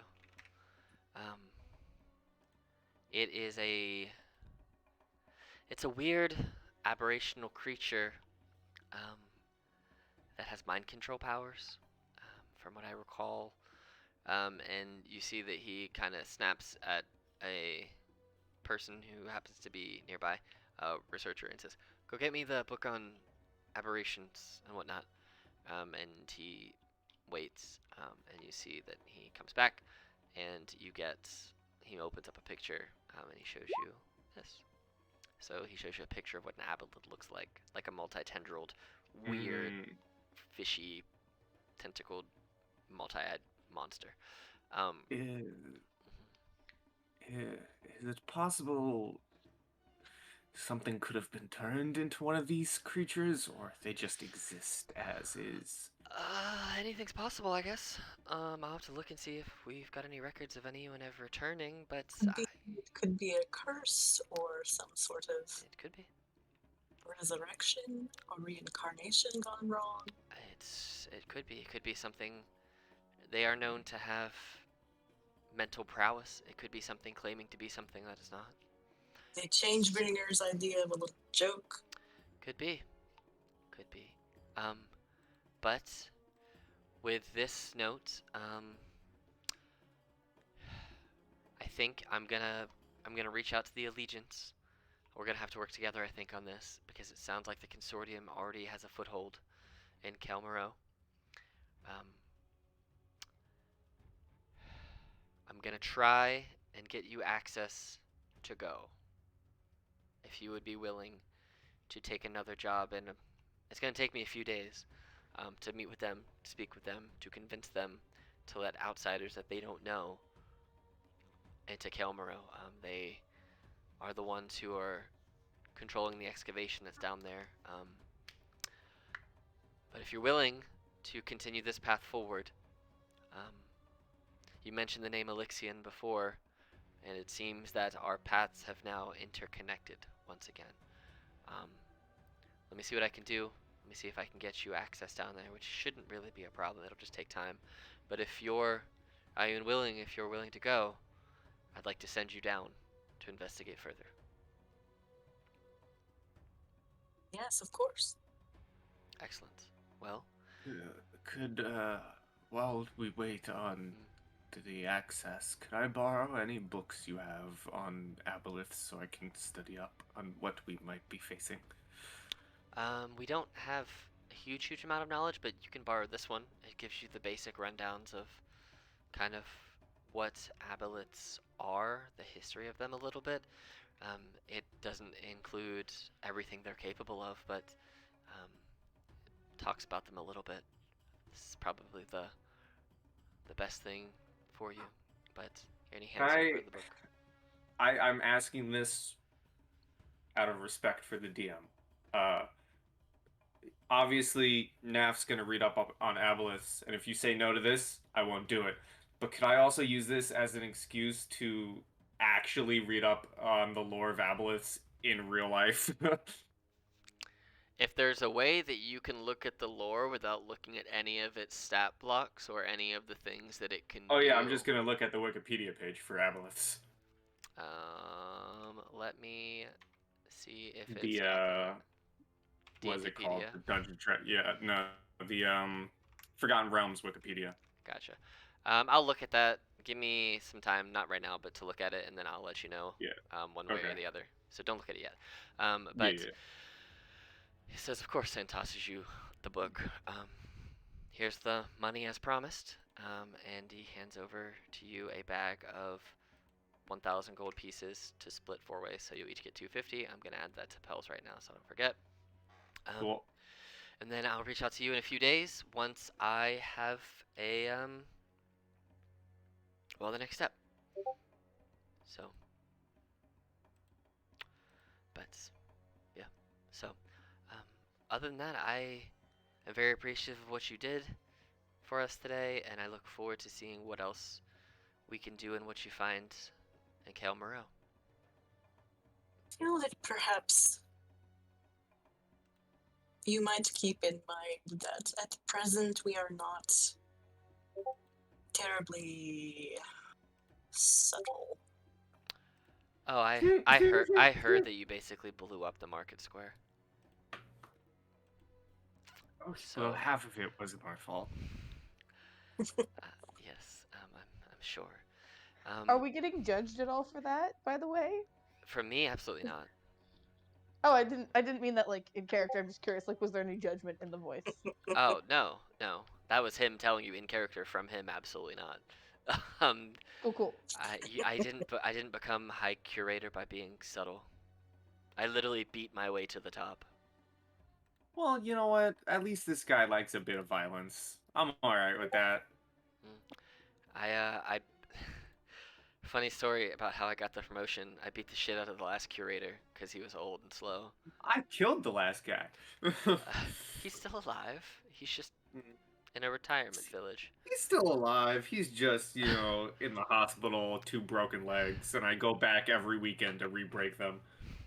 So Carrie turns to Ono and says, just perfectly straight-faced, so you have a chance to become High Curator someday. Absolutely you do not. I will beat you to turtle soup if you try and take my job. I want to put money on this. I want to put money on this fight. But if you want to go to Zadash or somewhere in Tal'Dorei and take their job, I will happily help you take that job. Ono, knows that she can't take this guy, but the fact that she was specifically called Turtle Soup, is Rude. Yeah, she's like, I am the soup maker, not the soup. But she doesn't actually say anything. She just kind of squinty eyes. Go ahead and as you squint eyes, they also squint eyes, and their eyes get a little. They get a little flash. Is this an intimidation off? It's not actually. It's more of a Western, Yeah. Go ahead and roll me a. Where is it?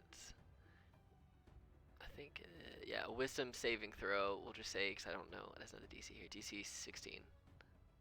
Yeah. You don't feel nothing. But I'll tell you, they were using detect thoughts to figure out if you were going to attack them or not. But you feel this weird, ping in the back of your head and then it passes. Harry needs to stop trying to make jokes, because they never go well. I mean, yeah, no, I wasn't trying to attack them. I was just, annoyed. And, maybe end game after I have my restaurant, I'll come and try and beat them up just for my pride. Go ahead. Oh, I was gonna say, seeing as this conversation is heating up, can Naf might not be able to get this question out in time before frickin' hands start flying. Can Naf just quickly jut in and basically be like, hey, I know about the Cobalt Soul. I kind of know how you guys work. I know that you guys teleport.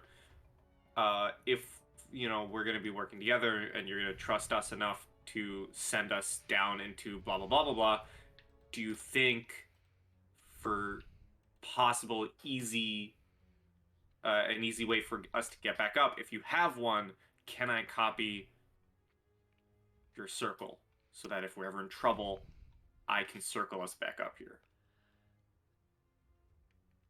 That's certainly something I will think about. I'm not opposed to the idea, but you did just join us, and it's in a pretty secure part of the temple. So the likelihood will be yes, but let me give you the answer when we meet next. Okay, and Naf's just gonna get up and leave the room with a final word of, feel free to throw hands now. I'm safe distance. I'm a wizard. If I get punched, I will die. I am also a wizard. Well, you're braver than me. Carrie just puts her arm around Ono and says, I was just attempting to make a joke. I apologize. I'm not very good at them. You see that they just kind of start laughing it's fine. How do you think we get promoted? We give each other a hard time and beat the shit out of each other, and whoever keeps standing is the winner, and they become the curator. I haven't lost in, 8 years. I became curator at 21, and here we are. Poor old man Joe is in the hospital now with 2 broken legs. That is a fascinating way to become the head of an organization that prizes knowledge. That's only at the Uncarel branch here. I see. Otherwise, it's studious and master to apprentice and yada yada yada. That was working too slow for us here, so we just went straight throwing hands. Okay. The thought of Ono busting into the Tal'Dorei branch and just beating the shit out of some poor librarian and being like, "This is my job now." I'm the captain I now. kind of want to see that. I kind of want to see that. I'm not gonna lie. My favorite end to this would be if Ono became the curator of exclusively the cookbook section, because that's the only part that she actually cares about. That's funny. Well, I mean, listen, all we have to do is like levitate Ono and then just drop you on top of someone, and like Thor's hammer, they're not getting up. Mhm. but I like this as a long term. there you go. So many long-term Yeah. goals. But with that, you guys can head back to your abode, I assume, at the casino.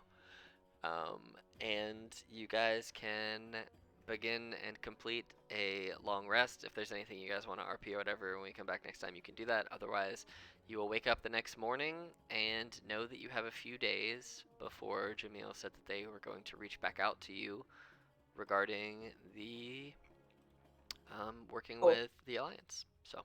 Ooh, Kirsty's Yay, gonna have a little another- nervous breakdown. It's fine. Another full RP session next time, baby. Another therapy session. No. All right. So, well, with that. Also, just for the recording, because I want to get it in there.